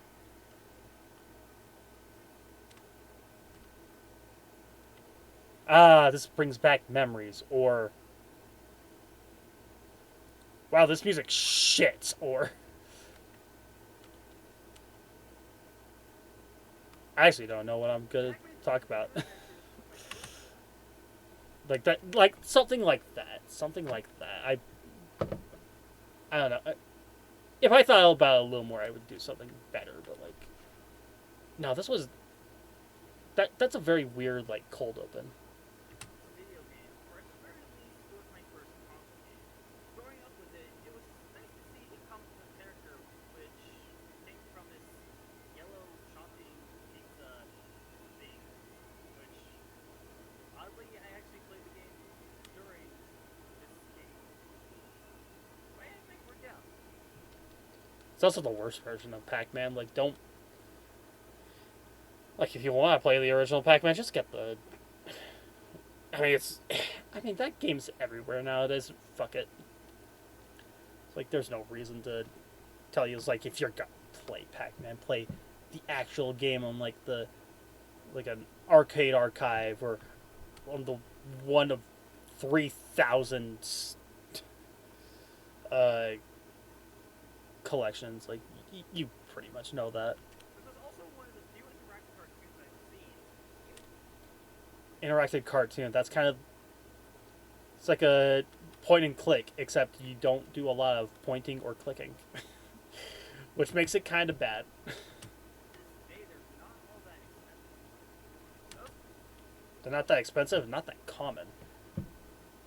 Like play an actual point and click, like play Sam and Max, play Monkey Island, play I don't know what was it? The Homestar Strong Bad, the Strong Bad series, something like that. Actually, interactive movies. Now that I think about it, like that's a David Cage. That's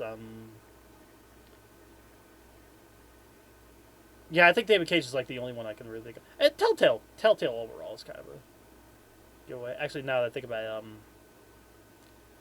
it, Strong Bad was Telltale. Yeah, you get me. How popular those are, huh? So, does it stand out well with me today? Well, I mean, that is the point of this video, right? Let's start it out. I mean, I would just get it out of the way and just say no. No, this game fucking sucks dick. Everything about it fucking sucks dick.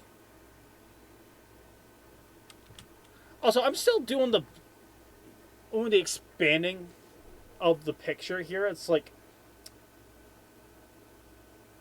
the Elgato's not doing a lot of isn't really doing a lot of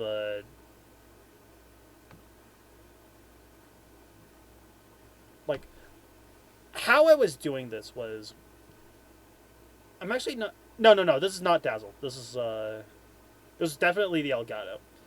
The Elgato quality was like I had a cheap converter and like the converter's not doing the picture justice, and then you just expand the picture to a point where it's like ugh, it looks gross, so fucking gross.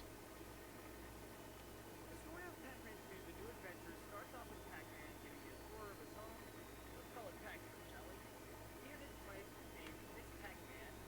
What? Let's call it Pac-Man, shall we? He and his wife, named... What was I saying? I think I said Pac-Land. It kind of sounds like Pac-Mom. I don't know if that makes... Oh my god, it was you. You killed Miss Pac-Man and replaced her with a fucking zombie. It wasn't At Games. At Games was actually innocent this whole time. It was all you. Whatever. Miss Pac-Man, a son named Pac-Man Jr., and a daughter named Pac-Baby. I'm liking the editing. The editing's actually pretty decent. Like I could probably, I definitely can do a little better than this, but like it's actually pretty decent. Could have gone with a more specific name. Okay. Their fourth chapter, which involves them, more so Junior and Pac Baby. The first chapter involves you getting milk for the baby. Yes, you start with this. I'm the hero of Pac-Land, taking care of the people, chomping ghosts, and I'm left with the task of milking. There are reasons why I don't choose to be a parent.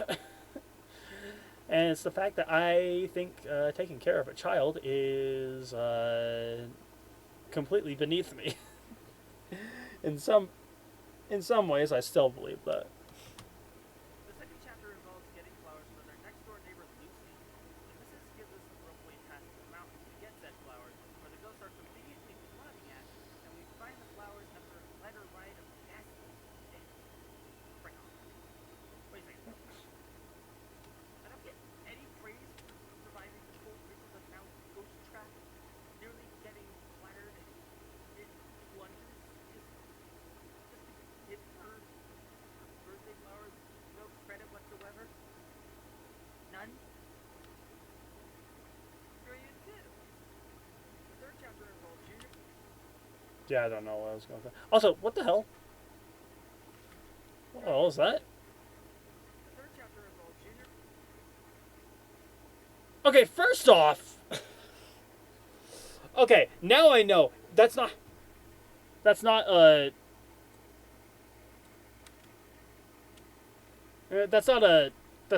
squeezing the picture. You literally cropped the picture.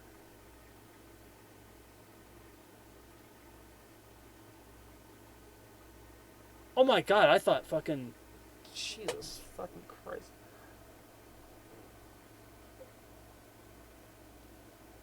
You're not an animation studio trying to get on a fucking Blu-ray. You're doing a. You're better than that. It's like, come on, don't do that. Don't do that. That is terrible editing. That's lazy editing. It's like, make up your mind. Like, do you want it cropped or not? So Junior got tired of this crap and asked Ghost Hunter. Okay, now it's stretched. Now I can definitely tell it's stretched now. It's like, what am I doing? What am I fucking doing? No.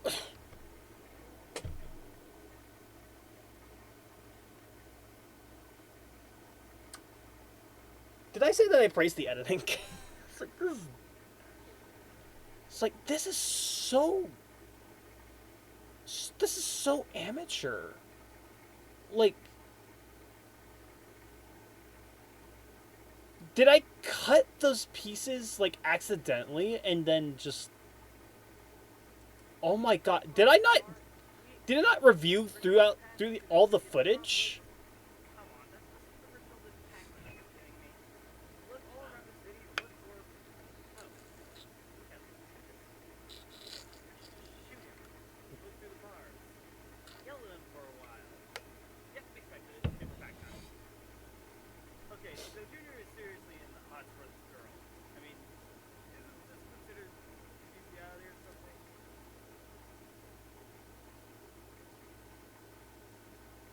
Excuse me? Beast. Are you calling the pack people like animals? Like, they're obviously civil. There's something about this. At the same time, though, it's like, I don't know. It's not any more weird than, like,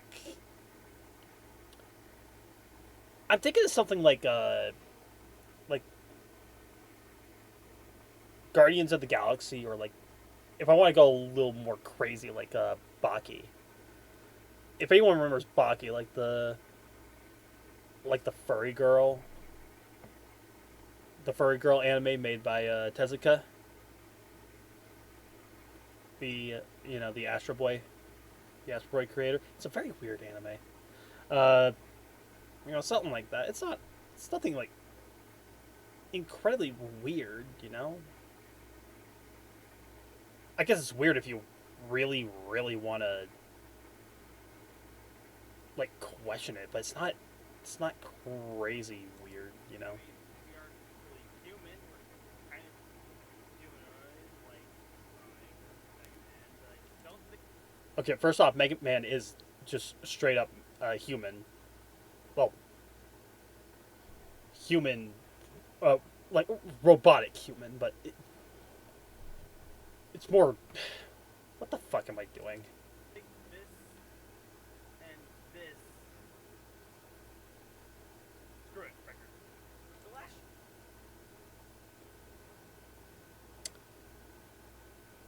Okay, also they're children.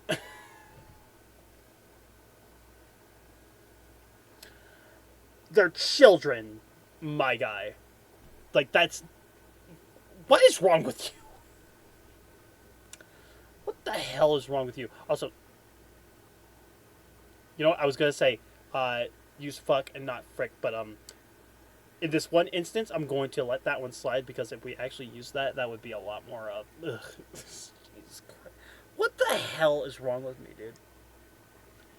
What the hell was wrong with me? Jesus. Chapter just shows Pac-Man watching some television and sees breaking news of the ghosts taking already chewed gum from children.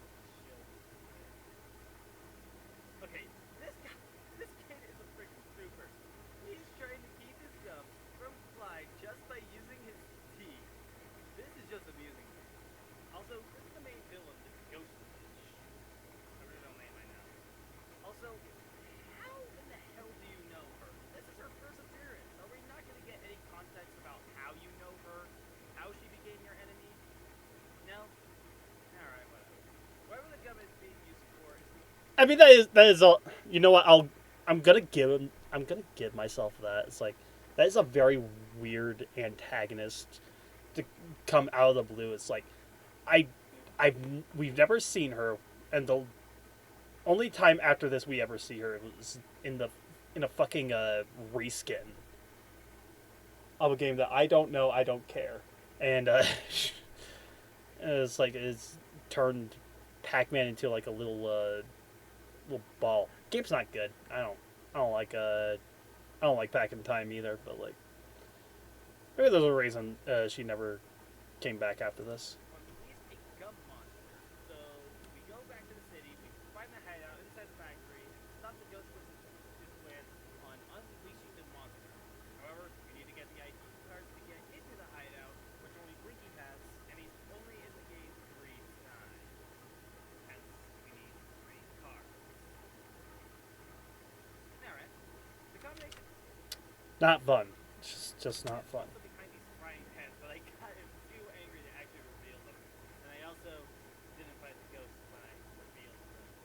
And here's the thing. We're not amused that I threw one of their sparkly clean pans on the floor. That's not the base of amusement, let me tell you. With all that done, we head to the base and find... Oh! Well, if this had gum, I could easily have read it wrong. Yeah, fuck you, some Colin Johnny. I took your fucking joke like 2 years earlier. Yeah. The SNES was such a wonderfully enhanced system, wasn't it? Oh well, just shoot him. Yeah, I took his fucking joke before he did. I'm pretty sure everyone's made the joke, but like, it's very. Also, if your semen is this dark and purple, you probably need to see a doctor. Actually, you probably need to see more than a doctor. You probably need to see a fucking I don't know, someone. It's like, Tell it, then shoot his arm. it's like and very. hit, Ugh. and boom, you're done. After our victory, she packs her That boss fucking sucks. For the record. goes, and we only see her in one more game after this, and then she disappears. Yeah, she's that great of a villain, guys. Praises spread from the wonderful children of Pac-Man to make the floor.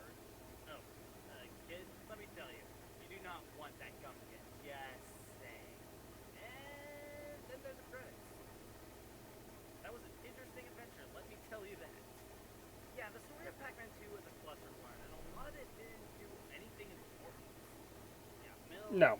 flowers, are, and a monster made of gum. If you ask me, this sounds a lot like a Scooby-Doo wedding.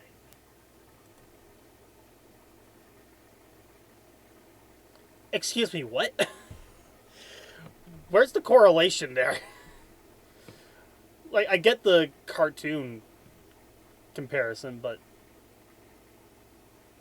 I'm sorry, what? Am I wrong? No? I I can't say you're right. Out of the way, everything in terms of presentation is definitely a positive. The world is possibly the most vibrant world I've seen. The mountains and its brown and green, the metallic rusty and murky blues of the city, the bright yellow and red in the village. It feels like a cartoon. In fact, that's what this game is essentially. It says so on the box. The music is also very catchy, though it isn't very memorable. I only remember the village theme, the It's also very psychedelic too. and the rooftop. So I guess that's about half the game, though. Not terrible. Even for a point and click game, the gameplay is barely there. The only form of control is your slingshot. The slingshot is used to shoot various objects. I was gonna say, it's like I talked about point and clicks being better than this, and it's like, yeah, I actually do talk about that. And keeping Pac-Man's mood is crucial for the entire game. And it's pretty frustrating. Food, fighting items, and this cow for some reason makes him happier. Making something angry, like a crow, will make him sad or nervous. And shooting him just lowers his mood. Sad or, for the most part, angry to a perpetually pissed the frick off. Sometimes getting Pac-Man angry is necessary for progression, so it is an option. And I think there's one time you need him to be scared, but then again, I could be wrong. There are also other variable moves, but they are very scarce and they aren't really important to the game. Although I'd be lying if I didn't get a chuckle out of this one. With the help of the Y button and the D-pad, you can tell Pac-Man where to go, which only helps most of the time. Not even most. It's like a good chunk of the time. It's like he'll kind of just kind of think about it. All the things you do are merely suggestions, not really like commands. It's kind of annoying. Now for the newest part about the review, collectibles and completion. News part for the it's like a for the reviews in general, or is like the game.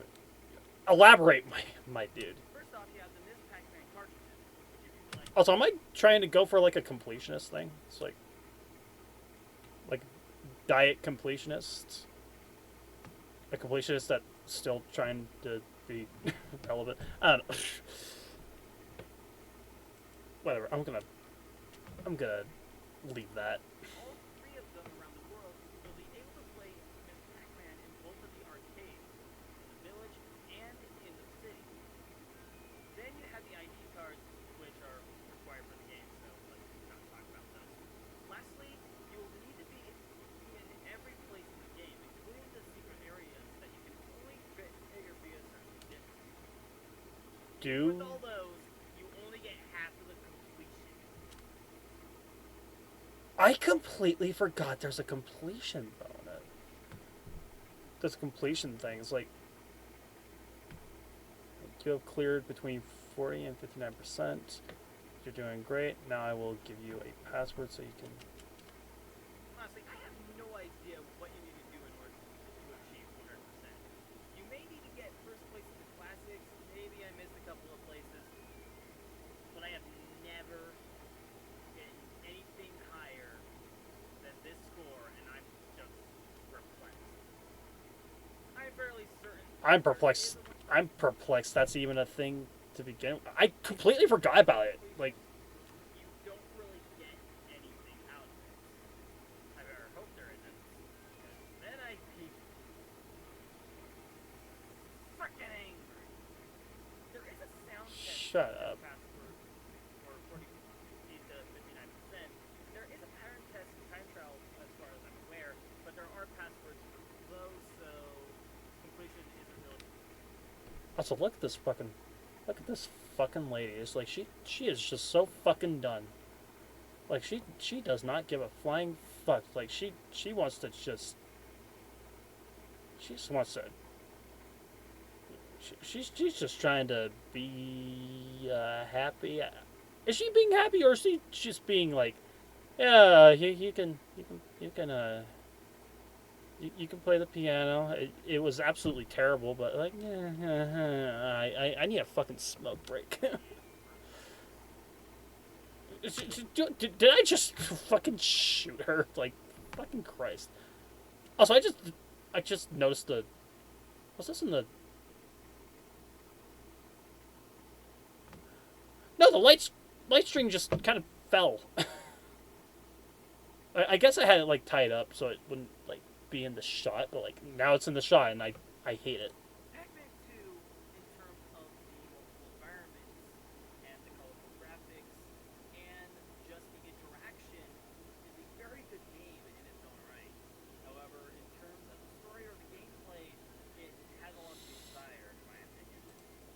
You could do a little better than that. It's like, no, the game sucks. Game's absolutely terrible. Like, it looks great, sounds great. Everything else is dog shit. Don't play it. Don't even bother.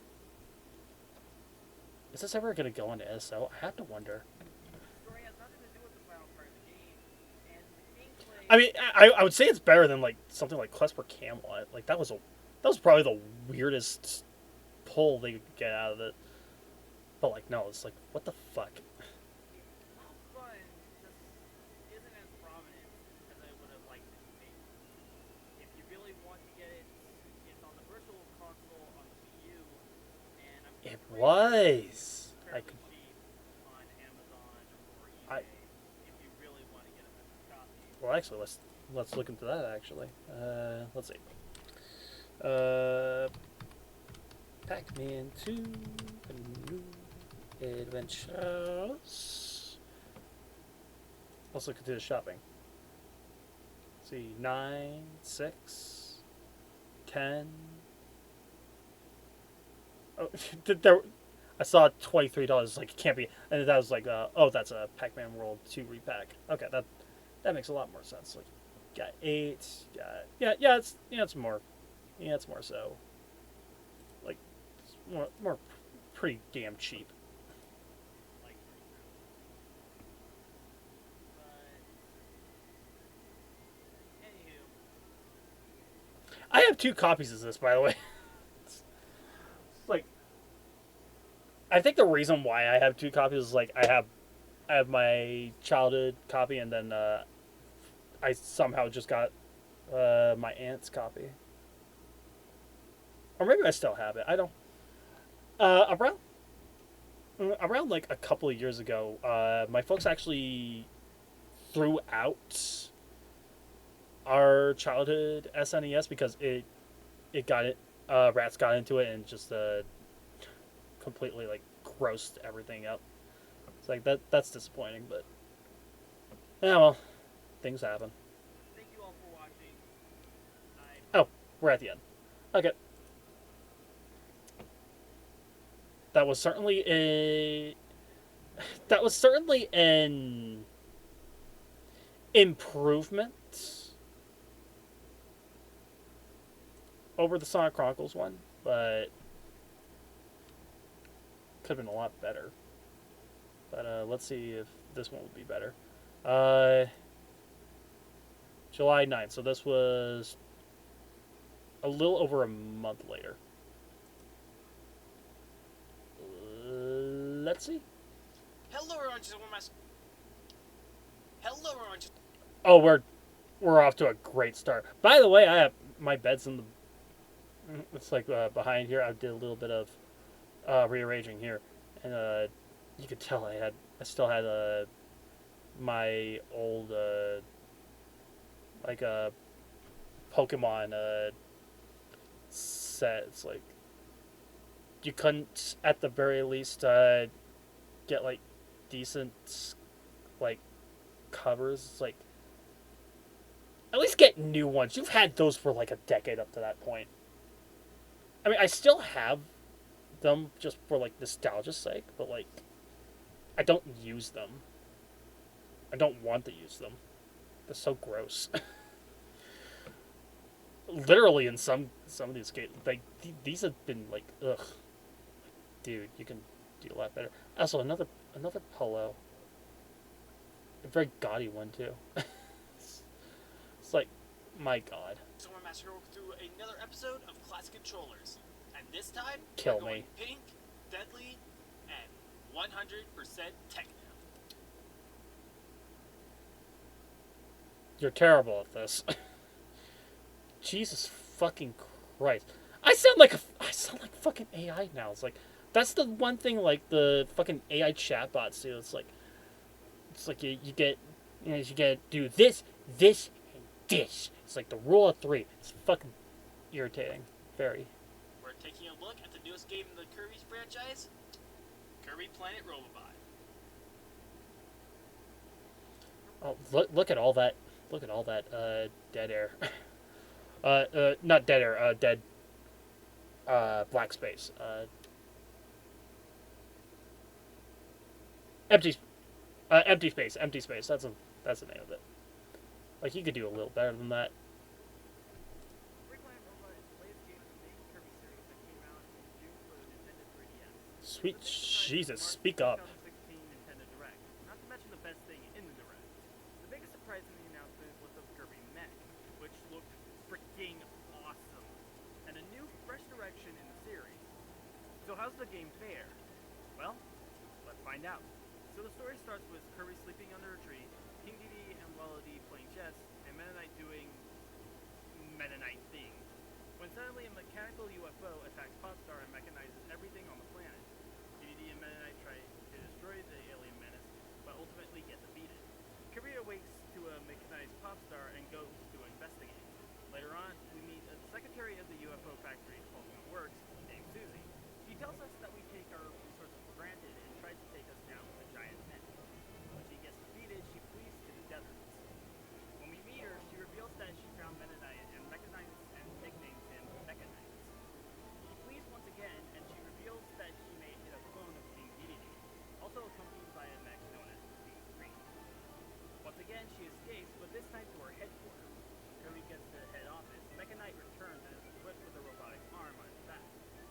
Susie becomes frustrated for having her creation taken down twice and attempts once again to destroy Kirby. The boss of the Hulkman Lord stops Susie and tells us his plans of planetary domination. Afterwards, he strikes at Kirby, but is then defeated. He makes a last Okay, so I guess I didn't like completely learn from the over. I guess it's a little better than just. Then again, the story's a little little more simple than it was in Chronicles. That's only because it's like a platformer story, not an RPG story, you know. But I could do a little better with the story synopsis and all that crap. Also, holy shit, the main problem is the sound mixing. The sound mixing is terrible here. Like, I'm so quiet. I can hear the music, the background music, a little better than like my microphone quality, and that's a no. That's a no. I think the background music is right at the level that it should be, but I need to be a little louder. Short with his newest work, Star Dream, but Susie takes the remote to the creation and gets attacked afterwards. With the Star Dream taking control of Hulkman, it goes and destroys Kirby and Popstar, with Kirby going after it with a halberd-infused mech. Kirby takes down its armor and reveals its true identity. What's in the actual frig of this? Eerily creepy. Did I not know about Nova? Oh, that's right. I didn't finish Superstar. I didn't finish the Superstar Let's Play. Jesus Christ. Like, I wasn't like the biggest fan of, like, I wasn't a huge Kirby fan at this time. Like, of course I wouldn't know much about like Nova. Although I feel like I would have to know who Nova was at this point. Very interesting. Destroying the Star Dream, it fires a revenge laser at the halberd, making Kirby destroy the Star Dream in with only the mech itself. With Star Dream defeated, the mech releases Kirby from the seat and it cuts to Kirby sleeping in green greens. Susie goes into space and That butterfly is a fucking. You cannot trust butterflies after Star Allies. Like, holy fucking shit. Morphinite was weird. Oh, sweet Jesus Christ. the game ends with clear skies and everyone being happy ever after. Unlike Kirby's story, everything else has more depth. The graphics are super similar to Kirby Triple Deluxe, but has more of a futuristic feel for the most part. Metal and lasers are prominent in the game, and has a lot of enemies either revolve. There's a reason why I don't do, like, reviews anymore, because this is so boring. This is very boring to listen to. I don't know. Maybe there are people that really like this, but honestly, I feel like I'm more in my element when I'm, like, talk about something and then make, like, a little bit of a snippet. Like a joke or a gag or something like that.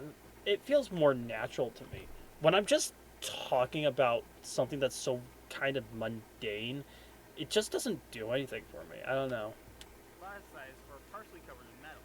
The music also got a techno touch, with a lot of I'm also being a little more, like, basic with my critique too. It's like I could try to be a little more, like,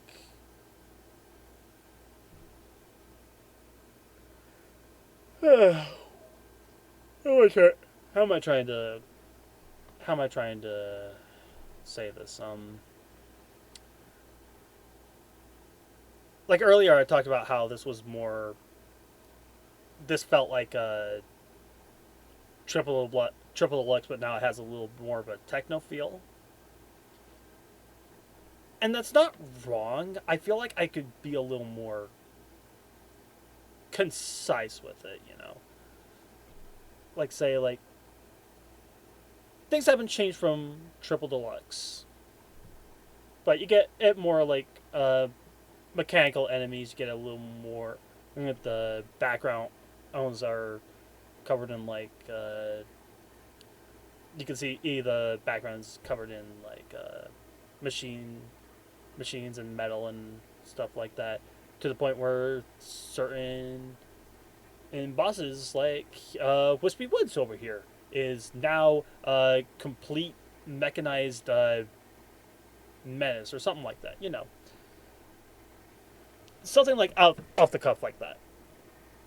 But no, I have to be a little more vague with my critiques here. It's not interesting. music being digitalized, including some remixes including DVD's theme. The gameplay is identical to Triple Deluxe, only having a bigger line of copy abilities. 27 abilities are in the game, 20 of them being recurring, 4 revived, and 3 completely original transformations. Mirror, Jet, Smash, and UFO recur from Superstar, Amazing Mirror, and Adventure respectively, while Poison, Medic, and ESP are completely new for Player Robot. The biggest addition is the Curry Mech, which is not as powerful. You're not gonna talk. as frequent- You're not gonna talk about what you think about the abilities, because, like, I would have to say, like, Poison and Medic are, like, the really cool abilities, and then you have, like, ESP, which is kind of nothing in my opinion. as I figured it would. They will only appear in certain parts and will be put away. Also, talking about, like, the recurring abilities would have a lot more impact if I actually talked about the Kirby games prior, you know. Also said this earlier about the amount of abilities. You don't need to say that. That's empty calories right there. You don't. It's a very, like, unnecessary addition. It was kind of like there was something from the Pac-Man 2 review that I didn't think was necessary to add in. A lot of things here I'm kind of noticing, like, I'm trying to add stuff that I don't need to, and it's more because I'm at this point, and I'm gonna. I don't know. This is gonna sound really harsh, but like, I just wasn't imaginative enough to make like really biting commentary here. Like something that would be engaging or something like that, you know? Needed. Only 13 abilities are accessible for the mech, including Jet, Cutter, Bomb, Mike, Wheel, and the new ESP ability.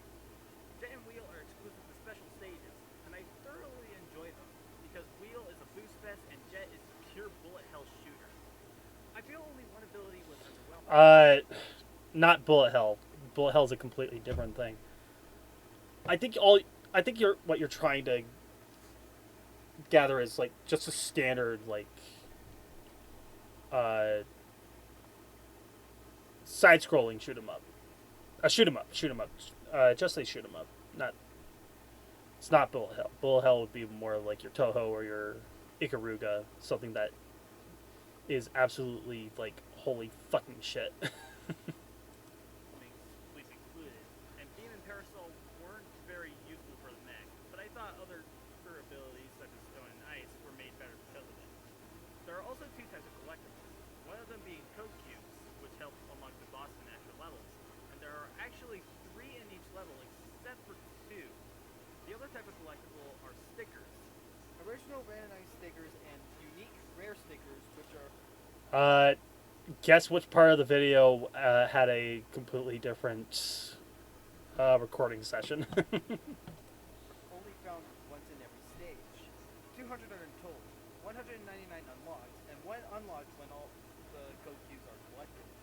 Amiibo are also used in the game. Some amiibo will give Kirby a random ability, while most of them will give him a character-specific ability. But the Kirby line in the Smash Bros. Kirby amiibo will do something different. The Smash Brothers Kirby amiibo will grant him Smash Brothers. King Dedede will give him a hammer, Meta Knight will give him a sword, while Elite will give him a parasol, and Kirby will be given in the UFO ability, which is an ability that can only be obtained through the amiibo or through 100%ing the game. After beating the game, 2 modes are unlocked. Meta Knight Returns, which is a time trial mode where you play as Meta Knight. Love this mode so much. It's so good. Which is essentially a boss rush. There are also 2 other multiplayer modes from the start. Kirby 3D Rumble, a 3D Kirby puzzle mode with a big emphasis on combos. The other being an action RPG-esque mode called Team Kirby Clash. While the multiplayer games don't really need multiple people, I would believe they'd be more fun with more people. Beating the unlocked modes I would assume so. 100%. I actually never played the multiplayer games with other people, so maybe that's true. They also got like their standard. They became their own little games after that, and it's very interesting. But they aren't too hard to beat if you have time to perfect your beat running skills. So overall, Kirby Planet Robot is an amazing game to go through, and it might have become one of my top 3 Sweet favorite Kirby shit. games, and definitely one of the best 3DS. Also, definitely agree with Planet Robot being top 3. That game is still like top notch. Like I think about other games in the series like yeah, it's this Triple Deluxe. And I'd have to say the original Adventure. I think the original Adventure is really, really good. Still holds up. Like, I think of ones like a Superstar and Superstar Ultra, Nightmare in Dreamlands, Return to Dreamland. They're not really games that I really think about going back to often. Same with 64 too. 64 as well, not 64 2. There's no 64 2. And Forgotten Land was also interesting. I think I would say Forgotten Land would be like a number 4 in that conversation, but that's something to think about for later. I don't know when I ever do a Kirby video. It's not really something I really think about doing anytime soon.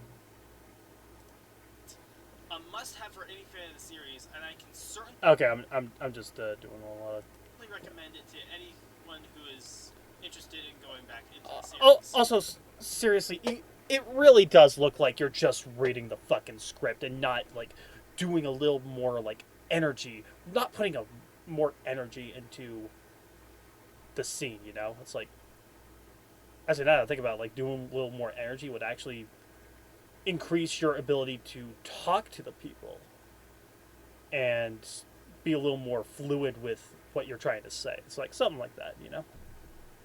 I say that's something I actually do when I do the voiceover too, because it actually helps. Actually, does help keep you keep like the voice flowing, and it's like it makes the it just makes the audio just feel a lot, gives it a little more punch, you know. The normal playstyle is as classic as ever. The mech is so much fun and a great addition to the overall game. And just everything is amazing. It is a little short, but the new modes It's Kirby. It's like obviously it's gonna be short. Come on. do make up for it, and collecting the code cubes and stickers will make you enjoy the game a lot longer. Enjoy the game a lot longer. Well put, little dynamite. So try it out for yourselves. You might be surprised, and trust me, you are going to be surprised. I don't think you're gonna be surprised. I think you're probably gonna like it. It's like Kirby's not hard to like. It really isn't. I know a lot of people are like, you know, the Kirby's just so good. It's like it's absolutely incredible. It's like I don't know. Kirby is just more. It's just a wholesome franchise to really enjoy. It's not really like it's not really something that you're gonna like. It's gonna like change your life or anything. I don't know. Then again, there are some people that I follow. It's like they would probably disagree with that, but I don't know. What's all that? Oh, Jesus Christ. We're already here. Fucking Ruby Grim Eclipse. I was so into Ruby. Volume 4 is upon us. Volume 4 is upon us. This was around the time when Volume 4 was a thing. I got into Ruby when Volume 3 ended. And I was so obsessed with it. It was almost like it basically became my whole personality for a while.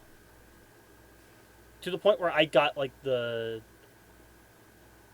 music CDs for them, and like I remember the music still being good. Like I don't have a way to like use the CDs anymore, but I fell off so hard around Volume 6 though.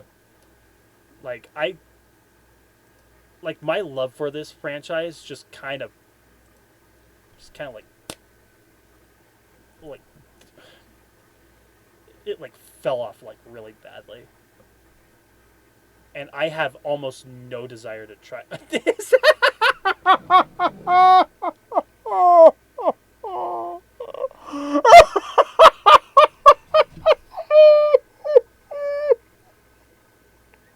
Why is James Harmony there?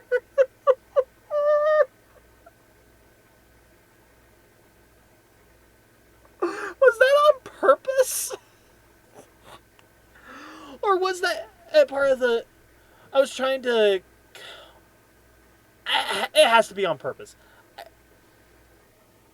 When I do the... Yeah, no, this is definitely on purpose because I don't see how the character would be around here. Like this would like be like if you look at the look at the screen, it would be like if you whoops, uh, if you cut it up into like 4 parts, I would like crop it to like the top left, like the top left of the screen. So obviously, Jesus fucking Christ, that's fucked up. I appreciate it, but that's fucked up. Anyway, let's. Oh my fucking god, just pick a fucking lane. Let's see the Cobra. You got the. Is that the? Actually, don't know what that is. I want to say that was the. I don't know. This did not have a door. This room did not have a door. This room currently does not have a door, and I don't think it ever will because my folks have been trying to figure out if they want to demolish this house or not, and if putting a door is just a waste of all my energy. Also, I fucking love this shirt. This was my favorite shirt for a while, and unfortunately, it had to go. How sad. I just have a fucking air conditioner right here. It's like, dude, I hoard so much shit. It's just a fucking pile of papers and art books and all that shit. It's like, dude, do a little bit of. And it's like this room was so small. It's so small. Like, I'm 6 feet. If I put myself on the floor on either side, I'm pretty sure I could like be on one side of the room to the other just by laying down. Like, it's that fucking small. So like there's just not a lot of room. But like you could do a little, like you could do a little bit of like cleaning up, you know. Also, speak the fuck up.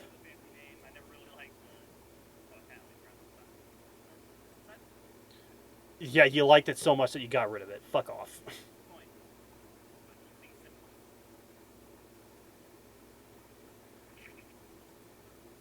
What the fuck?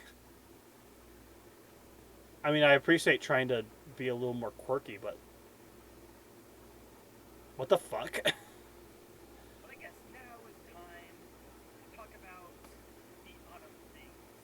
Since it is October, we should be talking about a lot of Halloween things. And Where are we going with this? Where are we going with this? Am I trying to be a fucking obnoxious twat because it's actually kind of working? yes, we are going to be talking about this around the end of this month. Right now, No, we don't. let's talk about This is terrifying.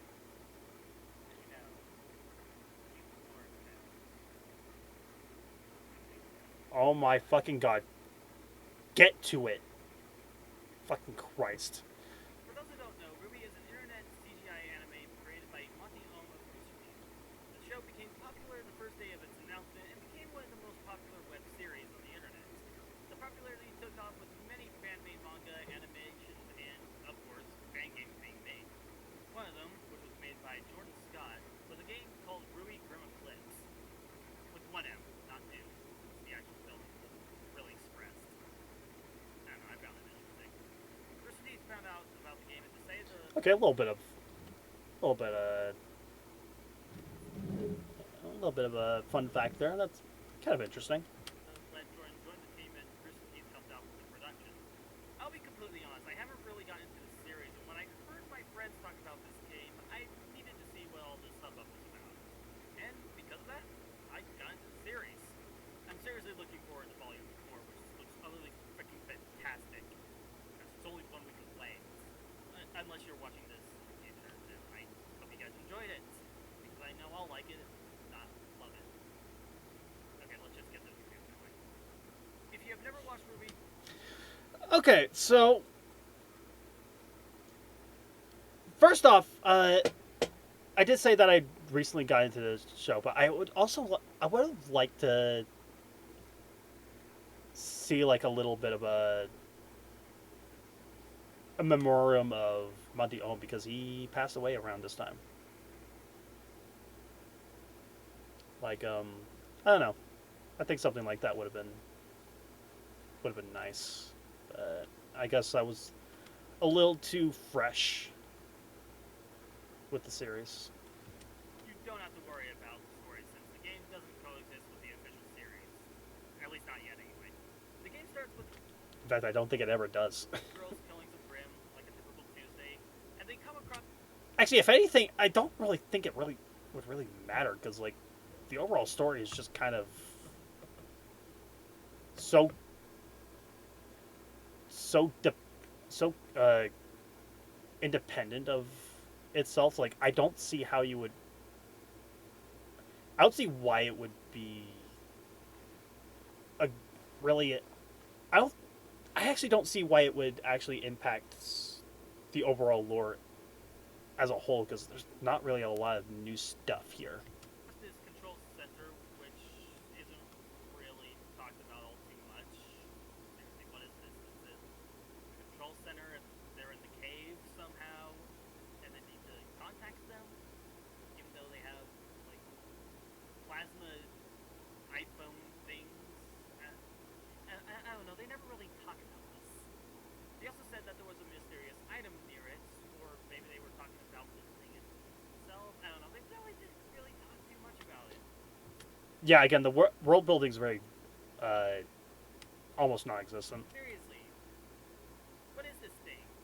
Was there something around it? It's just too small for us to see. Seriously, what is it? Excellent. Though, really going through all this stuff just for just move on, Nations. Evidence. move on, Anything. move on, Just give us something. move on. Moving on. During our adventure, we Okay, what was that? just give us something. See. What was that? Whatever. Moving on. During our adventure, we find some Grim, cages to capture said Grim, and some Grim that appear to be mutated with some Grim substance. Later on, we learn a scientist named Dr. Way. Sorry. Dr. Merlot has been experimenting on the Grim, claiming to The most evil guy that ever eviled. Holy shit! make the world a better place by kinda- doing so.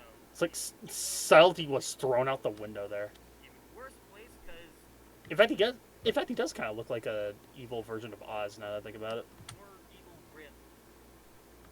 Does this guy not know what he's doing? I'll be perfectly honest, I seriously do not like the main villain here. In the show, the villains like Roman and Cinder were very clever, entertaining, and just straight up diabolical. Merlot, on the other hand, just diabolical, and not for the same reasons the characters in the show. There's no reason to really care about him, and he seems to be He's just similar to generic. some of the villains I've seen in other media. However, I did learn that he is, like most of the characters in the show, he is named after a fictional character, particularly in a novel named The Island of Dr. Moreau. Merlot? Clever. But I've never really heard of the novel, so. I'm actually surprised I didn't know about it. And maybe this was just first time hearing about it. And then I said no. I was gonna say I haven't read the book yet. Like I said, I am terrible at reading. I don't even know if anyone else has heard of it. It's like I mean, obviously there are people that read it if it was inspiration. Fucking late idiot. 1800s, early 1900s. Oh, shut up. Unfortunately, Go the away. character from the show seems to be almost absent. Team really has some of their character in the game, but it's only in their talks and with some flavored text as well. But even then, they're not very interesting. The teachers that speak to you are a little better since they feel more like the characters in the show. Then again, they do talk more than the girls, so makes them a little more interesting because the girls are mostly mutes. And even when they do speak, it's either uninteresting or just straight up repetitive. You could have. Could have. Could have had the video game audio a little louder after you spoke and not during. And also, you just kind of, like. What is this thing? Oh, never mind. You just saw something similar about an hour ago. At least acknowledge that you've seen it before. What's this? I give up. The music isn't too memorable when it comes to normal exploration, but during battles, instrumentals from the original Ruby soundtrack do appear. But really, it's not all that special. I would prefer if the characters have more interesting dialogue and the levels have less generic tunes, or better yet, just better original tunes. But I guess that doesn't really hurt me too much. It started off as a fan project, so I won't be too harsh on the sound direction.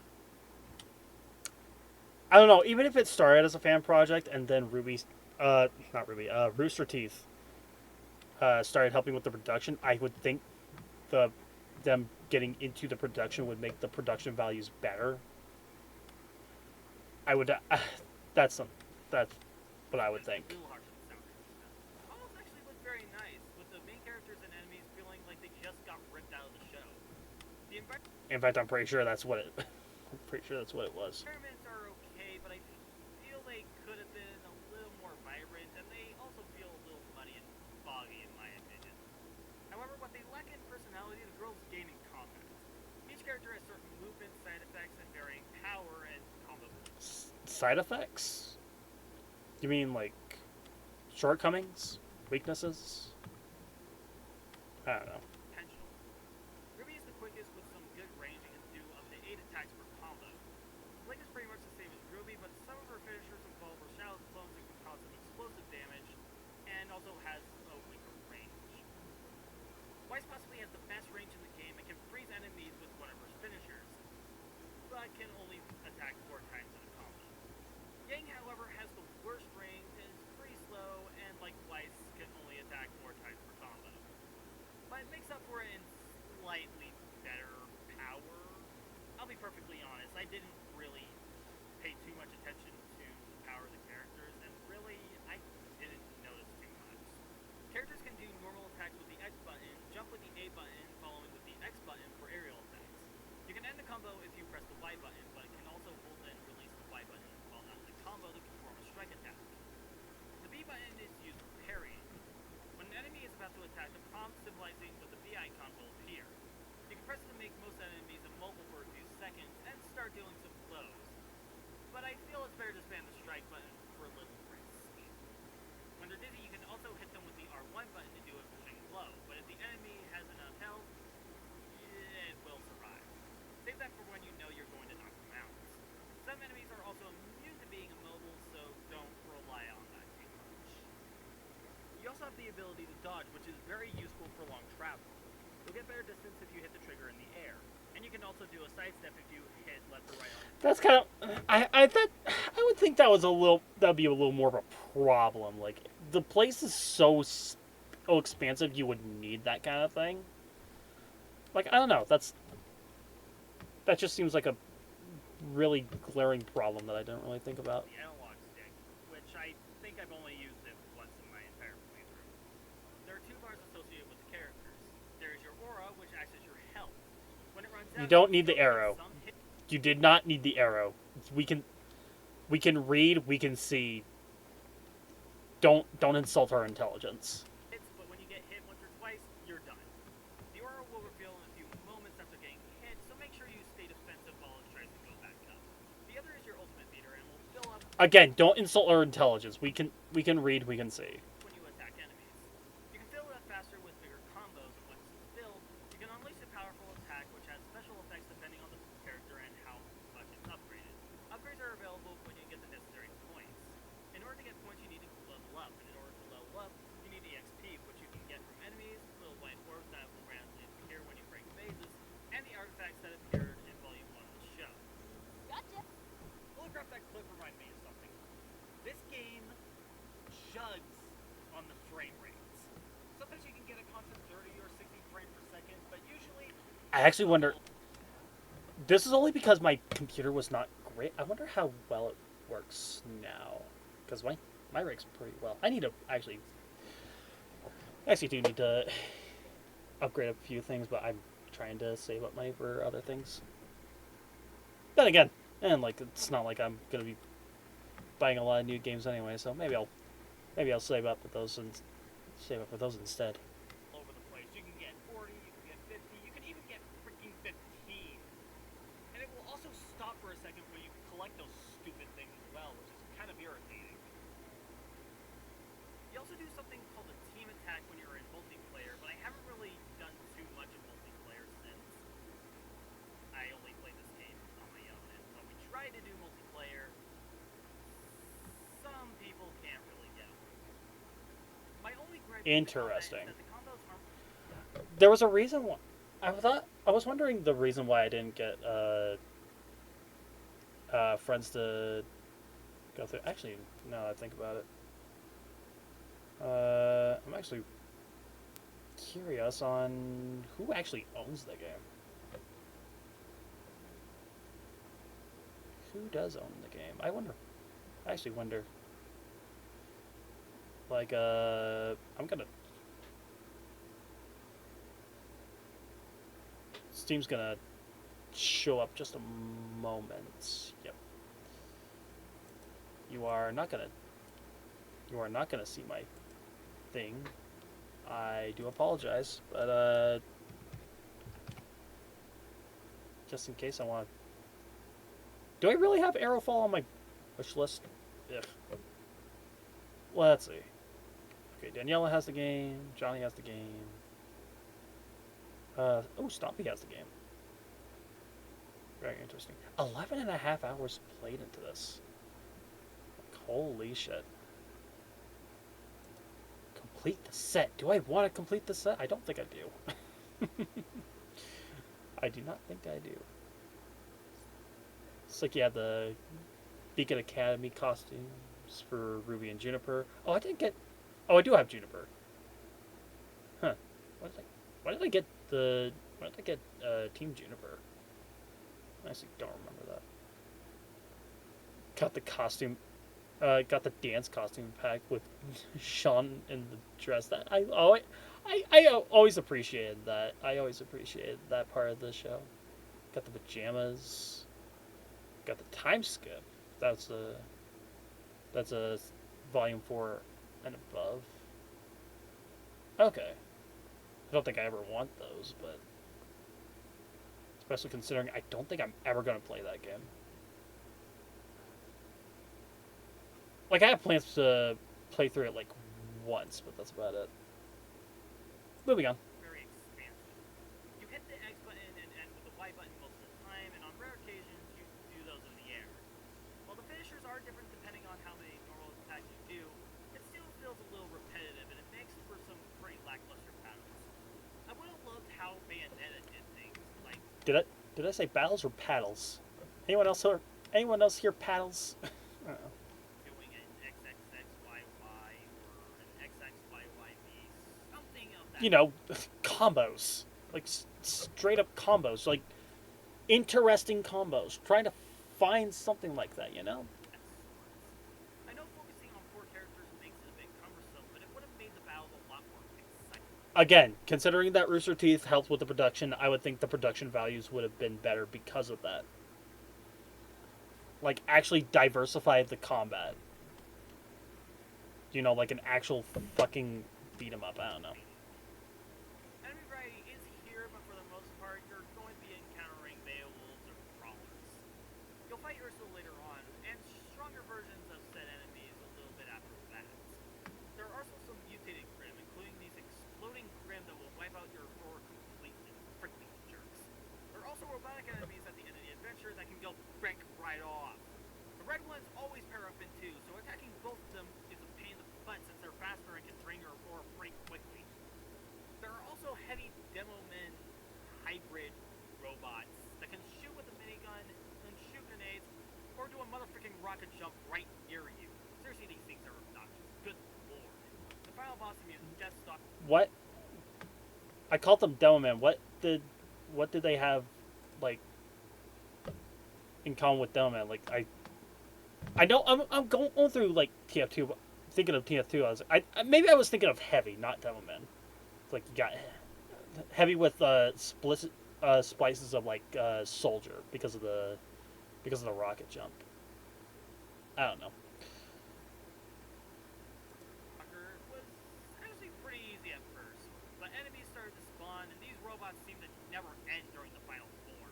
Seriously, I tried this boss for an entire hour, and I didn't even get past a fifth of its health. I did check other playthroughs while playing it, and it really wouldn't have been worth it.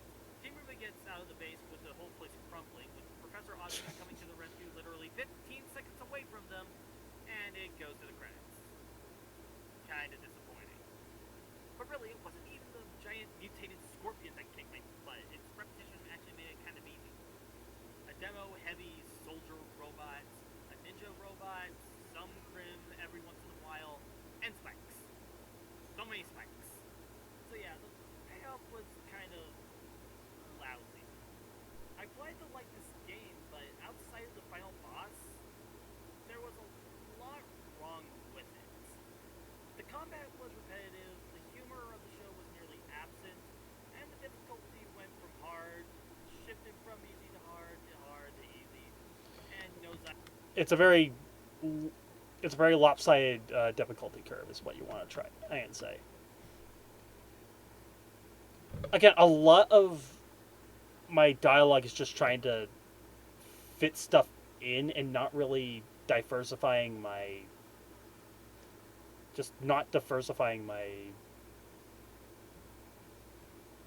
my talking points. It's like it's a little sluggish. that's an area possibility. I do like how the game feels, and I do like how it controls, but that's about it. I might have had a better time if I had some friends along, with this game wasn't made for multiplayer. But I wish the game was a little less difficult for a single player, since it's kind of overwhelming for one person. But at least it had moments like this. And this. And even this. Seriously, I love that. So there you go. That's Ruby Grimblitz. It's certainly a pretty game and some good combat, but it is kind of repetitive. Okay, it's a lot of just nothing.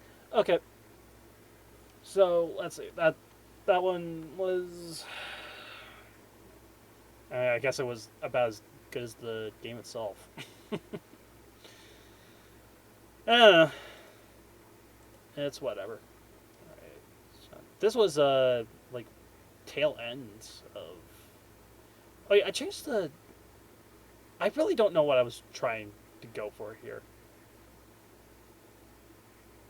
Was I still trying to go for like a mechanical look? It looks awful with the purple. Oh, this is actually close to interesting. Happy 2017, everybody. Holy shit, actual mic quality. Oh, look at that. I actually got a fucking quilt.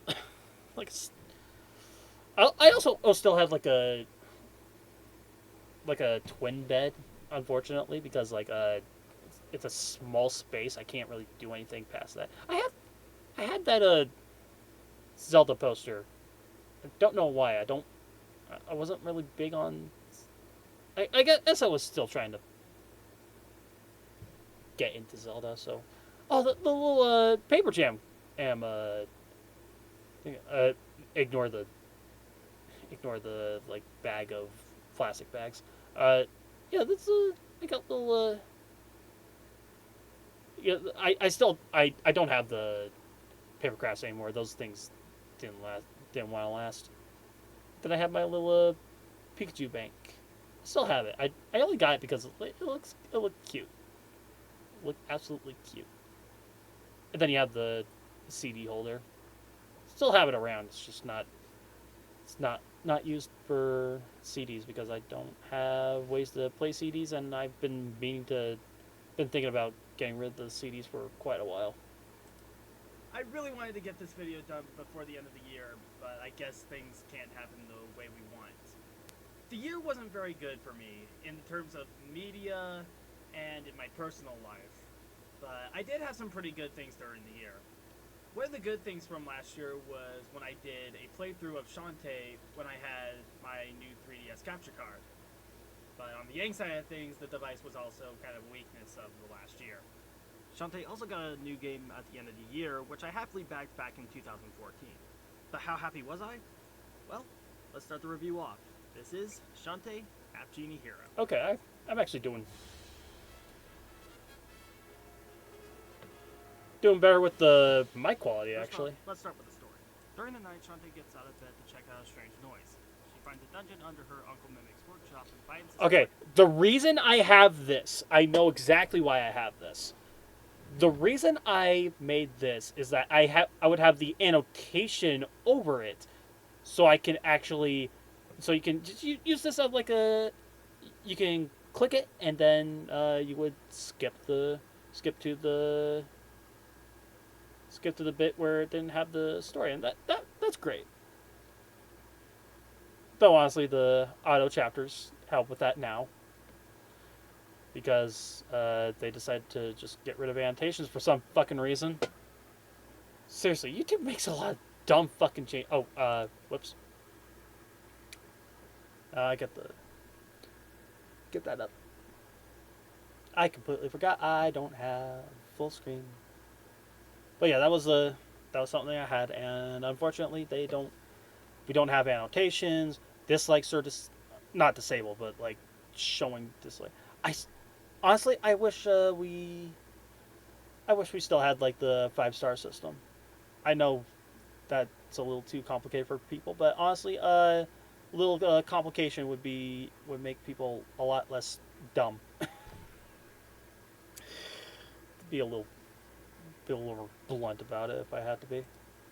Where a genie warns her about the genie realm being in danger.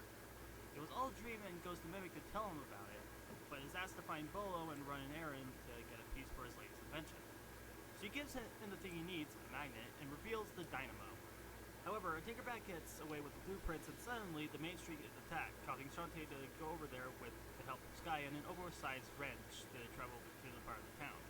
She finds that Risky Boots is behind the attack and fights her battleship known as, let's call it Big Tooth. Risky is defeated, and she gives the blueprints back to Shantae. After this, Shantae helps gather the materials for the dynamo and also has to help out with other problems around Sequin Land. Unfortunately, Shantae is once again fired for not taking care of the Tinkerbats ravaging around town, and is replaced with a new half-genie, Holly. Shantae also does various deeds, such as helping maidens being turned into mermaids. I'm sure that's someone's fetish. Oh, Bolo!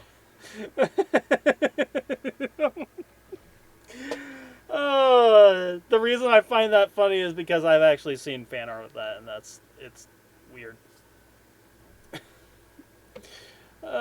Sometimes you find that stuff sometimes you have to find stuff like that amusing, because the internet has to be weird, and you gotta find humor in it. How's it going? Love the look. Helping Skulltown regain the memories from Polly, who is actually a living memory, and is also never seen after the story again. Preventing its sabotage of a magic carpet race, and stopping the Hypno Baron from conjuring his plans to destroy the world with, oh hey, Squid Baron got an upgrade. Good for him. Unfortunately, these scenarios are kind of short. Takes about half an hour for each if you aren't going for it. A lot of these jokes would make a lot more sense if I actually talked about Pirate's Curse outside of a, a random segment from a top 10 that almost nobody would probably watch.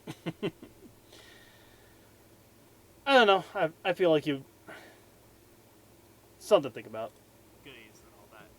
Making the asking price for $20 seem a little steep.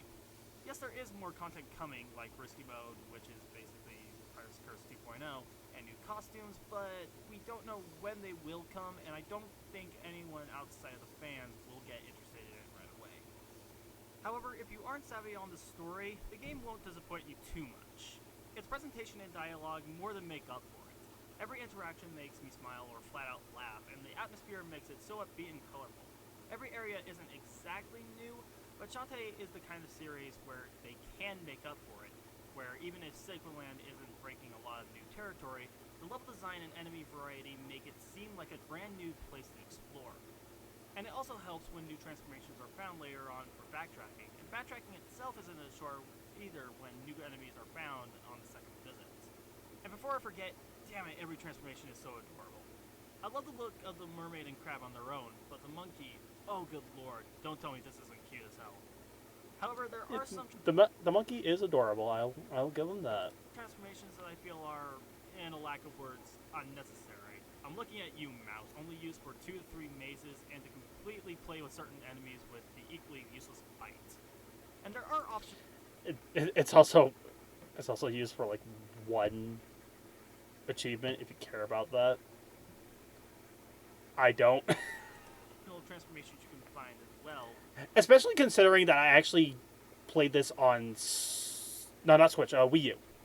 I played this on Wii U. I did not play this on PS4 or Steam, where that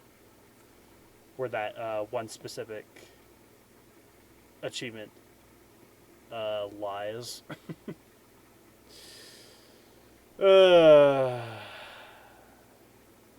God, the mouse was so worthless. Like that, and some you can buy from this Naga hidden in bases in plain sight. The music is also a highlight from the game, and not many of the tracks stood out as bad or even mediocre. Some of my favorites are the Mermaid Falls and Factory, which made me not want to leave them at all. And I did have to backtrack a lot in these areas, but damn it, the music made me enjoy it so much. Of course, I have to talk about how it plays. Unlike the games before it, where they were in a more Metroidvania layout, this game plays more like a level-to-level platformer. Other than that, you get your hair whip, magic like fireballs and shields, and the ability to transform into several animals, which can also get different upgrades throughout the adventure. Enemies have different ways of moving and attacking, and bosses are really fun to fight, despite only being able to fight them once per file. One complaint I have is the performance, which can stutter every once in a while, and I did have the controls lock up one time and freeze up one time. There is a good ending and a normal ending, where if you Wait, can what? lock up one time and freeze up. Oh, okay. One time. There is a good ending and a normal ending, where if you give the Barons what they want, they'll give Shantae some clues, get a new item from Mimic, which will save the Genie Realm, and Mariskova will give her back her Guardian job.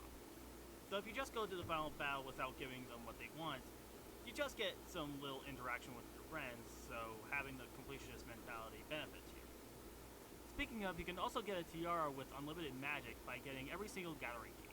Which, holy crap, I grinded gems by using the optional gem transformation about half an hour because of that. I kid you not. Just look at this. It's freaking awesome. But if you want to 100% the game, A waste of also time, want that too. challenge, you can turn upgrades off, which is pretty novel, and downgrading actually made the game a lot more fun. The gallery itself has some pretty nice concept art, and also has some pretty nice fan art to boot.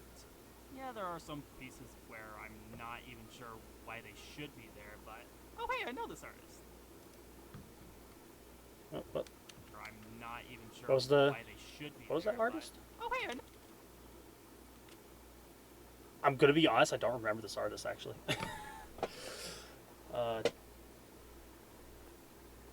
Tim Larod. Let me look.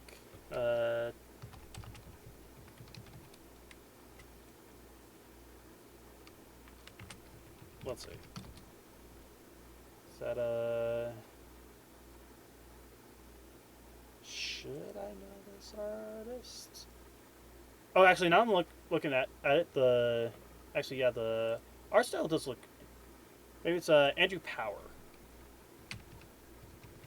Andrew Power. Let's see. Probably help a little better if the name itself wasn't so. Let's go Shantae. Andrew Power Shantae.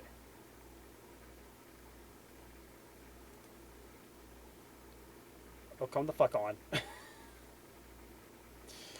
Oh, sweet Jesus Christ,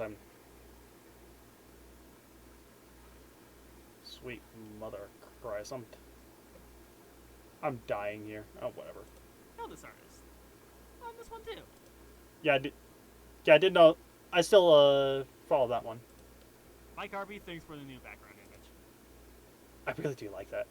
I really do like that. Oh, wow, the artist. succubus. Wait, this isn't in the game. Wow, there's actually some transformations that haven't gotten a chance to shine. Shame, I would have loved to see how this one would have worked.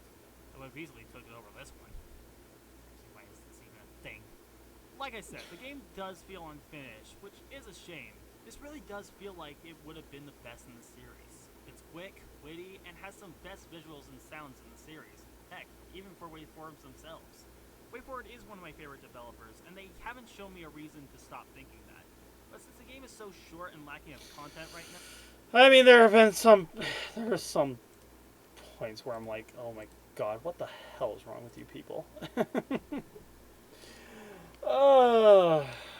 Yeah, after this, I think WayForward definitely dropped a few balls here and there, especially with Seven Sirens. That game really did. Ugh, man. Story for another day, I suppose. I can't really recommend the games at this time. Later down the line, when the eventual DLC comes around, I can definitely feel right by saying it is one of their best works. DLC really has ruined, like, gaming as a whole, didn't it? It's like, the idea of DLC making a game better is just, I don't know. I feel like we could have done a few things. The introduction of the internet and DLC just kind of, just being a concept, I guess, just kind of breaks. I don't know. I'll rant for another day, I And guess. of course, when it does come around, I'm going to have to make an update review for the game. Man, 2 in a row. But if you are... That's never gonna. I actually did a re-review this a little bit later. Review Eclipse, that's never gonna happen. Fuck that shit. interested in getting into the series, it doesn't hurt to grab a copy on the Wii U or PS4, and it really is a great game, but $20 worth, that's debatable. 2017 looks to be a great year for gaming. Sonic Mania, Duke Oh, Nukem, that's Shovel Knight, a- Shantae are getting new content, and a brand new console on the horizon. This year had some disappointing stuff Oh, happen to me, but man. I've certainly danced through the danger, and I'm going to do the same in the upcoming year. I've been absent for a I would say that's a pretty weak. It's like very weak illusion, but oh well. I'll leave it. while, but we are gonna make a comeback. I'll see you guys when we'll have new stuff next year. I can see things going better this go around. And it does. I'll say that. I'll say that with confidence.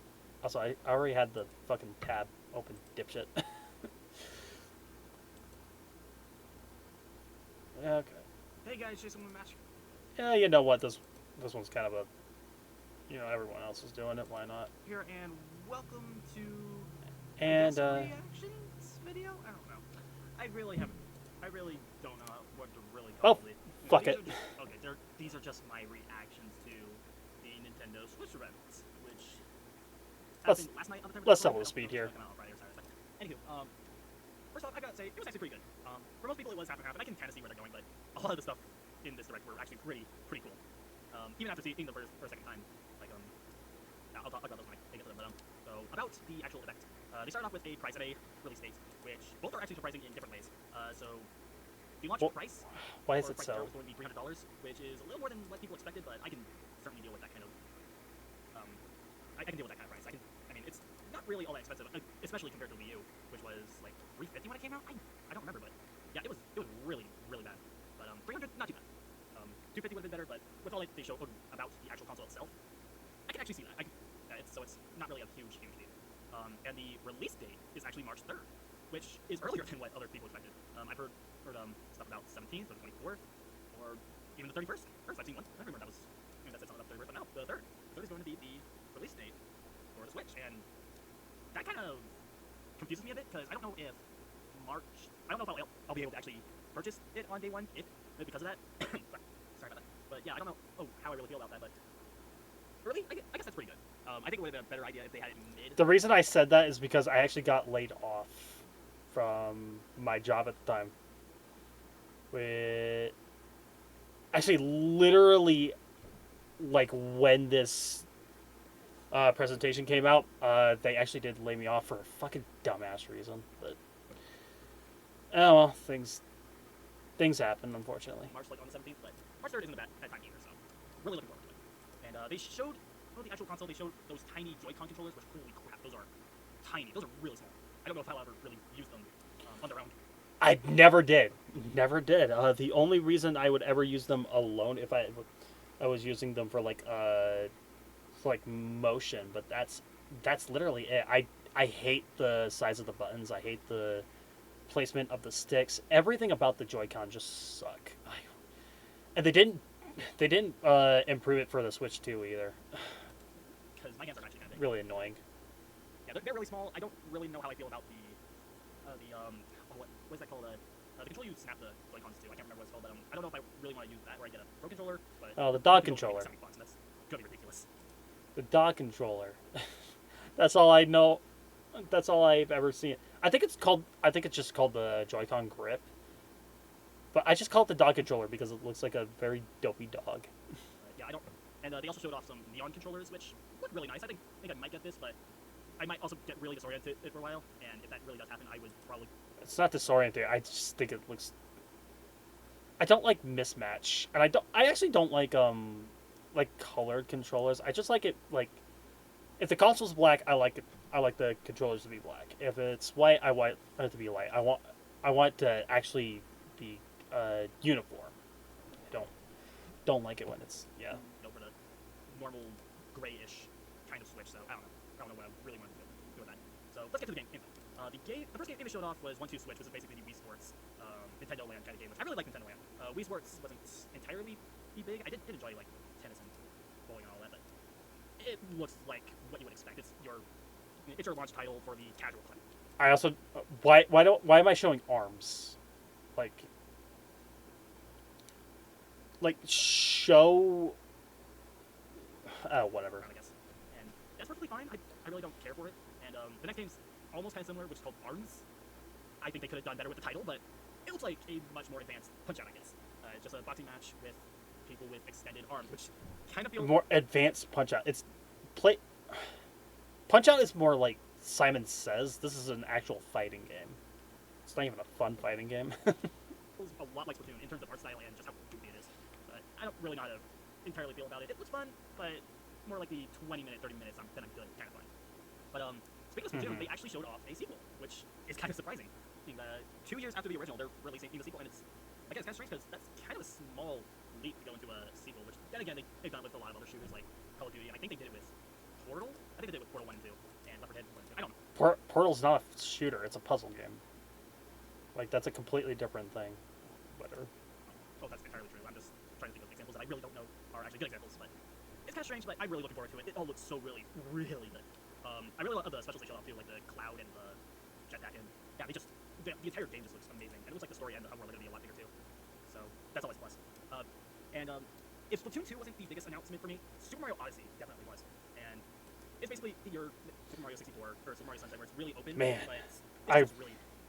I can't. Mario Odyssey really was just a magical game.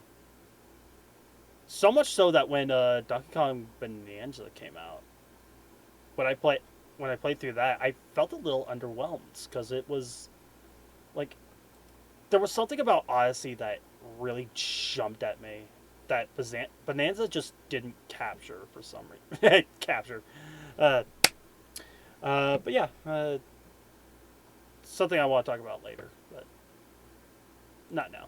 I'm gonna say all these are really fun. Well, most of them. But Super Mario Odyssey just looks so fun, so colorful, so imaginative. I think that is probably the biggest reveal that they showed in the actual presentation. And just looking at Bowser just makes it all just amazing. But the one thing I do love Dapper Bowser. It is so good. Really don't like about Super Mario Odyssey is in one of the levels where it's in this kind of Brooklyn, New York kind of thing, and the humans kind of look so similar to Sonic Adventure or Sonic 06. Well, more Sonic Adventure, I guess. But really, that just the entire reveal kind of, or maybe you feel a little more. Maybe feel like this entire thing was just based on Sonic the Hedgehog. Like I even thought that like a roll kind of attack and thought, oh, that's a good dash. But I don't know. It's a Mario game that feels so Sonic, and it's kind of strange to see Mario feeling like Sonic when it's always been the other way around. So yeah, that's just that's Always been. Yeah, I would say it's like Sonic has been taking a lot from Mario throughout like several years prior to this. But, like it was very interesting seeing Mario just kind of roll into a ball and then like the reveal having the having like the like panning into like the sewer. It's almost like, was this going to be like a Sonic Adventure remake? And we're still waiting on that because we know it's going to happen. We know it's going to happen like sooner or later. But like, yeah, that was very interesting. Super Mario Odyssey just looks fun in general. I'm really looking forward to this holiday when it comes out. Xenoblade 2, this one was really strange. Apparently we're just going to skip over Xenoblade X, I guess. I'm really looking forward to it. I really like the Xeno Saga. I haven't played the Xenoblade games yet. I really, The Xeno Saga, like, that wasn't intentional. need to get Xenoblade 3 sometime soon. But Xenoblade 2 looks good. I hear a lot. I would eventually get. I would actually get a Xenoblade Definitive Edition later. Like I didn't get a. I still haven't gotten a 3D. Funnily enough. A lot of people saying it's going to come out this year. I don't know if that's true though, but because X came out like 2. It did. everyone was wondering if that would come out, and it did. It came out like at the tail end of the year. Years ago. Not even then. Man, it's like a little over a year. So I don't know if it really is going to come out this year or holiday or anything like that. But whenever it comes out, I'll give it a look. I need to play the first game first, but yeah, it looks pretty good. And Fire Emblem Warriors, they announced a little teaser of it, and I'm actually really excited for it. I didn't mind Power Warriors, but I guess that was more. I'm not really a huge fan of Zelda, so I didn't really get too much interest out of it. But I'm a really big fan of Fire Emblem. Okay, you did elaborate on that 2 years later, but still. This game really does look like it's going to be a really great time for me. And did they show a little? Yeah, no, this game was an absolute slog for me. It was just not fun. It really wasn't fun, unfortunately.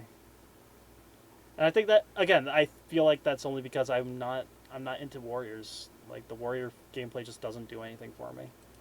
The third party, they showed Sega first, but they didn't really show off anything. I'm going to assume they are talking about the new Shin Megami Tensei that's been teased. Because they're obviously going to do Sonic Mania, which was also revealed for the Switch after the event, or probably before the event, but around the event they did announce that, and obviously they're doing 2017. So that's all fine and good. EA showed off FIFA, which I'm not really a sports game fan. In fact, sports is kind of my least favorite genre of everything. But that's a good sign though. EA was kind of absent for most of the Wii and completely absent in front of the Wii U. So having EA on board just makes. And they still kind of were. EA didn't do jack shit with the Switch. Like, okay, maybe not jack shit, but they weren't exactly like prominent. That was more of the problem with it. Makes things just makes a lot more sense. In comparison to PlayStation and Xbox, I should clarify a little more. And then Suda 51 came out, and actually, I don't know if they announced or teased No More Heroes 3, but he said they're making a new No More Heroes. And I really like the second game, and I'm really looking forward to it. And then Bethesda came around, I only played snippets of the second game. I never played the first one. I do need to. they finally announced Skyrim, which we all knew it was coming. But for some reason they thought, no, we haven't said anything yet, but it was already in the trailer, so why are you hiding it? But yeah, that's coming out, and so I'm probably not going to play it. I'm not really a big fan of Elder Scrolls, but for the people that haven't tried it out, that don't have it on PC or PlayStation 4 or anything like that, I think it's a good thing. And then they finally ended it off with Zelda Breath of the Wild, which, can I get away with saying I'm not really too fond of this? Like I said, I'm not huge on Zelda, and Breath of the Wild hasn't really interested me yet, and I really want to get excited for it, because it looks so good. Let me finish. And it just seems way too Zelda, and it's another open world game I'm not entirely fond of, so I have mixed feelings with the new Zelda. I might get it on release, but that all just depends. But speaking of release, this is one of the very few launch games that they actually released. So yeah, I didn't get this one on the release, which is very interesting because when I did play it, it actually became one of my favorites. I really did enjoy Breath of the Wild. I hate that name though. I never cared for the name itself. every time I say the name, The Legend of Zelda Breath of the Wild, it makes me want to gag. I don't like that name. I don't know why. I think it's just because it's just a very compared to a lot of the other Zelda titles, like you got Ocarina of Time, Majora's Mask, Wind Waker, Twilight Princess, Skyward Sword. Very, very like punchy names that make that like when you say it, it's like it had like the title makes you wonder what the hell is that, and it grabs intrigue. Breath of the Wild does not. Breath of the Wild just makes it feel very like very standard, very light, very just kind of generic, I guess is a way of putting it. It's like Tears of the Kingdom was a lot better. In some ways I kind of wish they just took that name or something similar to that. I don't know. But that's just me. That is just me. That and What You Switch are the only ones we know are going to be on March 3rd, which that's actually kind of a little disappointing. There could be more coming out, but then again, the Nintendo 64 only had 2 launch titles, and I think that's the exact same thing they did with the Super Nintendo 2, so they probably won't have too many, but there are a lot of games that are going in launch window, like Splatoon 2 and Mario Kart 8 Deluxe. I need to talk about that for a moment. The only launch game that I remember them having around that time, the one that I actually got was Super Bomberman R. I really liked I was really big on Bomberman. I wanted to get Bomberman R, and I loved that when I got my Switch. I really enjoyed it. That wasn't revealed during the actual presentation. They showed only a little bit, but after the presentation ended, Nintendo released the trailer for that game, and holy crap, does it look amazing! I really like Mario Kart 8 on the Wii U, but they're putting in so much new stuff. They have a brand new battle mode, which is so reminiscent to the Super Nintendo battle mode, which is probably my favorite out of the entire series. And they also brought back the Feather and Boo power-ups when that came too, so I was kind of squealing like a schoolgirl when I saw that. It was fantastic. And the Splatoon characters are coming out with a new map too, and that looks pretty cool too. They also had some new characters like King Boo, Dry Bones, and Bowser Jr., but no Diddy Kong, surprisingly. I really want Diddy Kong to come back. I really like using him Double Dash and all that, so whenever they can. And there was a question mark on the... Did Diddy Kong actually come back in World? I know he was in a tour, but I still do not have Mario Kart World, and I don't know if I ever will get it anytime soon. Because like I don't care. I just don't care. It didn't. Every time I look at Mario Kart World, it just does not appeal to me. It just cannot appeal to me. It's like, I know I'm not really big on racing games. Like, the only reason I was so into Mario Kart 8 was just that everyone else was playing it. That was kind of it, and I don't know a lot of people that really really gravitate to Mario Kart World as like a multiplayer game. Every time I think about Mario Kart World, people talk about like the open world itself, and it's like that's not a selling point for me. I just cannot care, especially at $80. Like, Jesus Christ, no, thank you. There was a question mark on the release. When they showed the actual character roster, there was a question mark on the roster screen, and that's either a new Nintendo character or another, or maybe that's a V. I didn't see the VP on there, but I don't know. I just hope Diddy Kong comes in. I really do like using him in the earlier games, but maybe that's perfectly fine. And other games they showed off, Puyo Puyo Tetris. That actually looks interesting. It's a combination of the two. It's a competitive game where you can play Puyo Puyo Tetris or both, and compete with other people that are playing either Puyo Puyo Tetris or both. And so it really looks like a fun game. I like both Puyo Puyo and Tetris, just from what I played. So I'm a little excited for it. And just saying before I say this, I had a lot of franchises that I really wanted to see. I wanted to see Metroid, I wanted to see Kid Icarus, I wanted to see Star Fox, and I wanted to see Pikmin. And there was another series that I thought was never going to happen. Oh, apparently that was the only series that actually did happen. Super Bomberman R, which sounds so bizarre because Konami there you go. Bomberman, and we all know how Konami is, and it's just so surprising that they're actually trying to get fans interested in it again, which again is so surreal because Konami is kind of the bane of the gaming industry. So I'm at least glad that they're trying. I'm really glad that this is another. And it was such a great game. I really enjoyed Super Bomberman R. March title. So it's really great to see a lot of these launch window games coming out. A lot of them also being franchises that a lot of people are really excited about. So really good on that. Like I said, Sonic Mania is coming out. 2017 is going to be holiday. Rayman Legends Definitive Edition is coming out sometime. I didn't see when that's going to come out. And apparently a new version of Street Fighter 2, which I don't know how to feel about that. We already have Street Fighter 3, 4, and 5 that came out like a couple years ago, I think. Or maybe it was last year. I don't. No, it was last year. Never mind. But yeah, that just sounds so weird having a Street Fighter 2 type of game coming out. And That is like very weird thing. It's like I know Street Fighter 2 is like the golden child, but like come on. Just get Street Fighter 5 on the Switch. We never did. it's just so weird to see that kind of happen. But it's good for people that actually like Street Fighter 2. I never played it. Don't really plan on playing it. So yeah, that's all fine and good for those who really enjoyed it. And then this show. My first introduction to Street Fighter was 5, and that gave me such a sour taste in my mouth. It's like I'll play any other fighting game, dude. It's like let me go back to Blaze Blue. It's like I was really big into Blaze Blue. I'm now really into Guilty Gear. Guilty Gear Strive specifically, like holy shit. But yeah, that was definitely something interesting. Hold on a few. They released a few other videos which are actually pretty cute. I'm not going to talk about them because they're not really all that interesting. Just go to the Nintendo site if you really want to see them. They're really nice. So that's basically what the entire presentation were. Most of the stuff was good. Not too fond of 1-2 Switch, and I still don't know how to feel about Zelda Breath of the Wild. But overall, it looks like the Switch is going to have a fantastic first year, and I'm probably going to get it either day one or launch window. And it did. Like holy shit.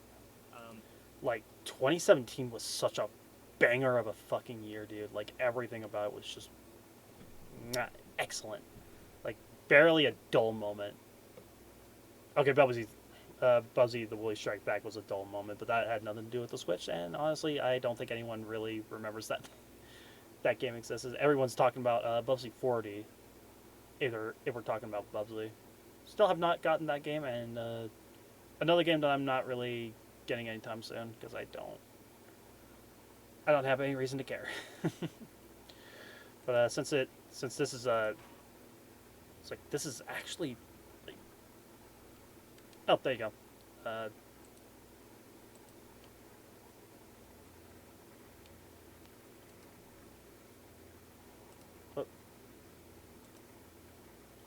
So this is a weird one. So this is the last review that I have on the old channel. I had every video on here that I migrated to like the main channel. It's like it was the Mario All-Stars collection up until the Mario 64 video. All those were on this channel, and then I migrated them over to the main channel, probably because I thought those had like better, like enough quality that I thought it would be better, and I just left the rest of them like abandoned on this what is now the streaming channel, like the Stream Archives channel, not the streaming channel. You get me. But like this is a weird one to like end off, I guess. I don't know. This is Melody's Escape. It was a game that I just randomly got into because like I was starting to like get into rhythm games just a little bit. But let's look into it. Okay, it's normal.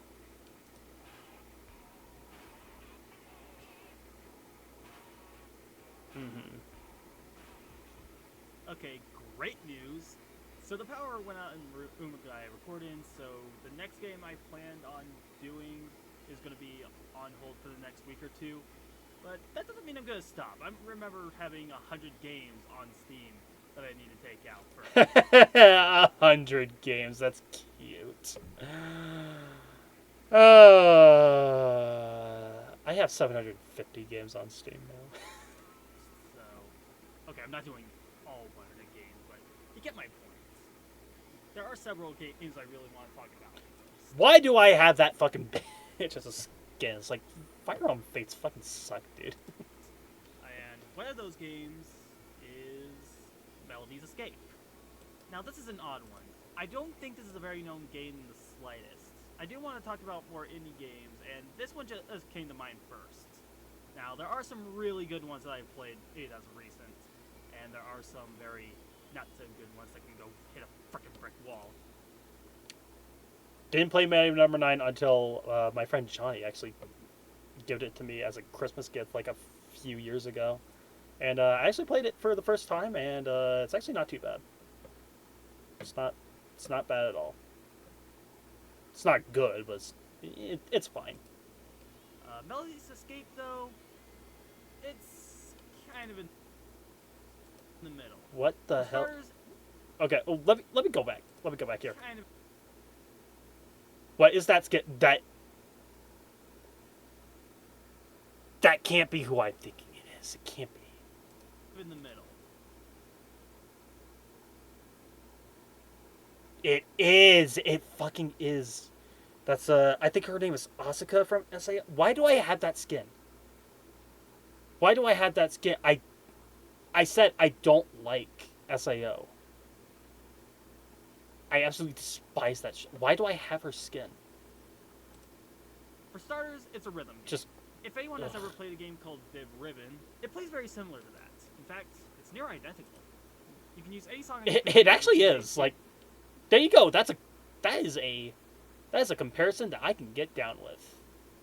Is a very somewhat Vib Ribbon-esque rhythm game.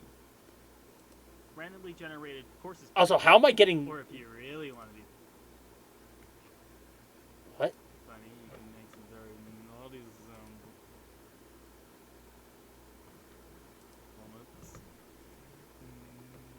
But you can play. Did I was really trying to go full Cat Icarus on that. This was around the time I actually discovered Cat Icarus, funnily enough. That's not a bad thing, for the record. It's just kind of weird. The theme song from the old Winnie the Pooh cartoon. Yeah, I'm weird. Whatever song you play, it will make a course based on that song and the difficulty setting you place in the game.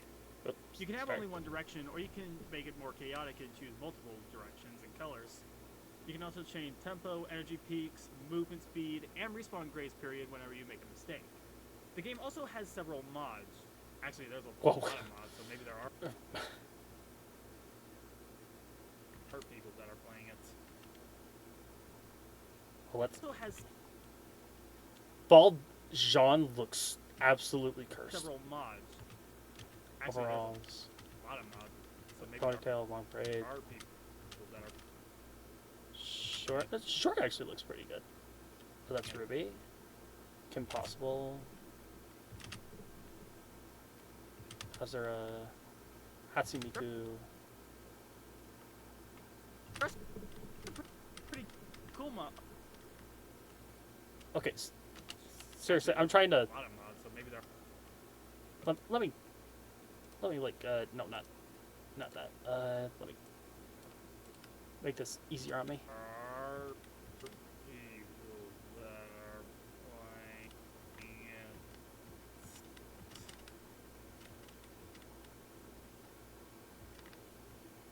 it. There are some. Okay, I'm not finding it. Interesting. I'm pretty sure I don't have the mod set up anymore, so can't really say Pretty cool anything. mods out there like Ruby, Ezra Scarlet, and Hatsumiku. Guess they have an Asuna skin. The show's alright. No, it's not. Fuck off. Fuck off. Don't. Fuck off. Don't fucking say that. Ugh. Did I really say it was alright? Like, I should talk about that one of these days. maybe don't. Oh my fucking god. This is the most cursed video I've made, dude. Like, holy shit, this is so... What the hell is going on? Despite the main character being a girl, there are a lot of mods based on guys, including Mega Man X, the Scout, Phoenix Wright, and the great Ganondorf himself. Yes, you can actually play as the King of Darkness, running in a nice-looking place in the themes of Katamari Damacy. Here you go for your enjoyment. A Katamari Damacy. I've been meaning to do a Katamari Damacy video for so long, and I don't know if I'm ever going to do one anytime soon, honestly. I really do want to, though. I love Katamari Damacy so fucking much. Something to think about. Yeah, I get the joke. Silver? Sweet Jesus Christ. Oh, this may not be very good. Hey, this isn't way too bad. Has a game in it. That is nightmare fuel. What is wrong with you? First saying that Sword Art Online is not that bad, and now you look at Silver with... I don't think this is the same person. I think I might have just been possessed. Itself, like I said, it's freaking vid-driven. When you keep moving, there will be these circles and will look. Ezra and Ulala's outfit is actually not terrible. It's very interesting. Around, or these pitfalls and walls in the way. Depending on the settings, they will show an arrow to show what part of the directional pad to press. You can also have the action buttons for the little circles as well, and it's good, but I kind of stuck with them, so the D-pad is fine enough. As cool and interactive as they are, sometimes they don't match the rhythm of the song, but I guess that's a limitation of having the music selection. I hate this. But other than that, holy fucking shitballs, dude! These mods are terrible. Why does Rayman have such long... It's not even legs, it's just long gap in between his feet. What the hell? I think this was the start of my... This was the start of my goblin phase. This was the start of my goblin phase, and I'm both absolutely happy about that, but also very disturbed. Jesus, what is this? it's a fun distraction. I wouldn't advise getting it at full price. It really isn't worth the $10. Unless you have a crap ton of music and nice little mods on your computer to play around with. Okay, Yang and Goku's outfit just makes all the sense in the world. But even then, get it for a better deal. So, I guess I'll see you in the next video, and... this is kind of short. Ah, frick it. And while this plays, gonna make it quiet down so I don't get copywritten. But yeah, short and sweet. Nothing crazy. The sequel's actually coming out sometime soon. Let me see.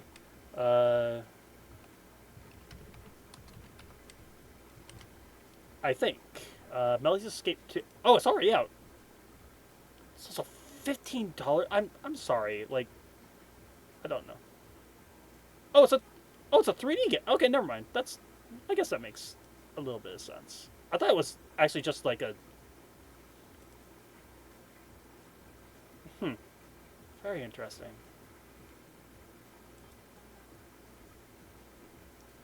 They've only made... That's something to look into, actually. It looks... Oh, man, actually... Let's end off here. Let's end off with this. If I... Oh, what? Uh-oh. Hello? Hello?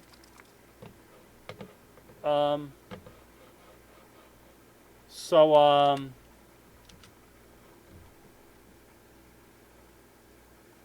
my mouse just said, fuck you.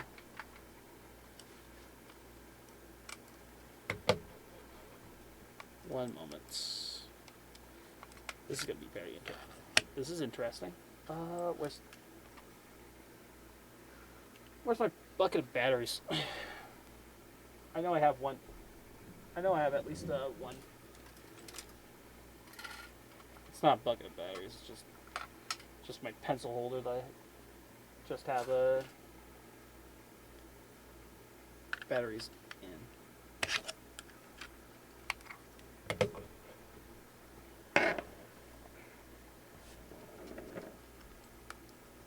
There we go. Okay, we're gonna end it up. Gotta end it off with this. I actually want to share this. It actually looks really fucking cool, dude. Wait, one more. Does it have music here?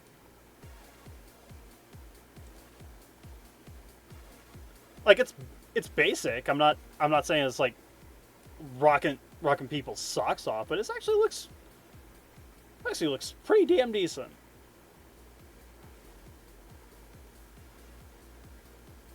Looks really damn decent.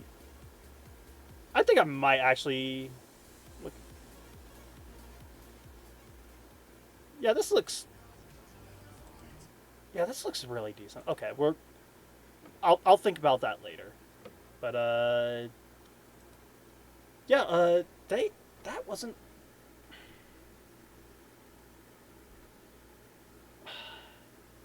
I saw the improvements. I saw the improvements of what I was trying to do, but unfortunately,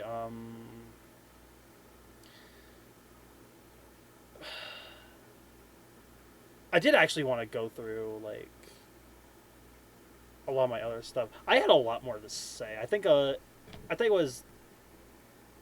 main thing is like I thought I was gonna say a lot less than I thought I would with these. Like we talked about, like let's see. One moment. It's like reopen all the tabs because I hate myself. We reacted to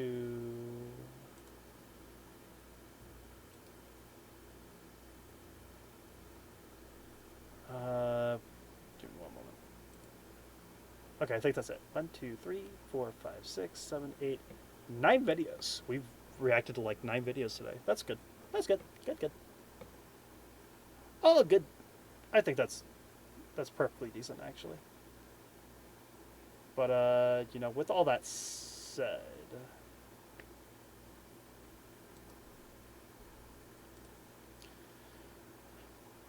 we're gonna end for tonight. So next time, I don't know if I want to do anything tomorrow. I want to try at the very least. But like the reason I say that is like I've been dealing with like first off I got my new chair. New chair is pretty good. A lot thinner than I expected, but it's probably better. I'm also dealing with fucking I think I said this like right at the very beginning. I'm dealing with like a really bad swollen calf and it's been a little stubborn, but I think it's getting better. Unfortunately, I had to go back to work, and it puts a little bit of pressure on it. It's not fun. Oh well, something to worry about. We'll try to do something tomorrow. I want to get more of this out of the way. That's the thing. That's the major thing about it. But yeah, we'll see what we'll do. But that means we will be going through. Yeah, we'll be going through like the stuff that I actually transferred over to the main channel. So yeah, see y'all for that.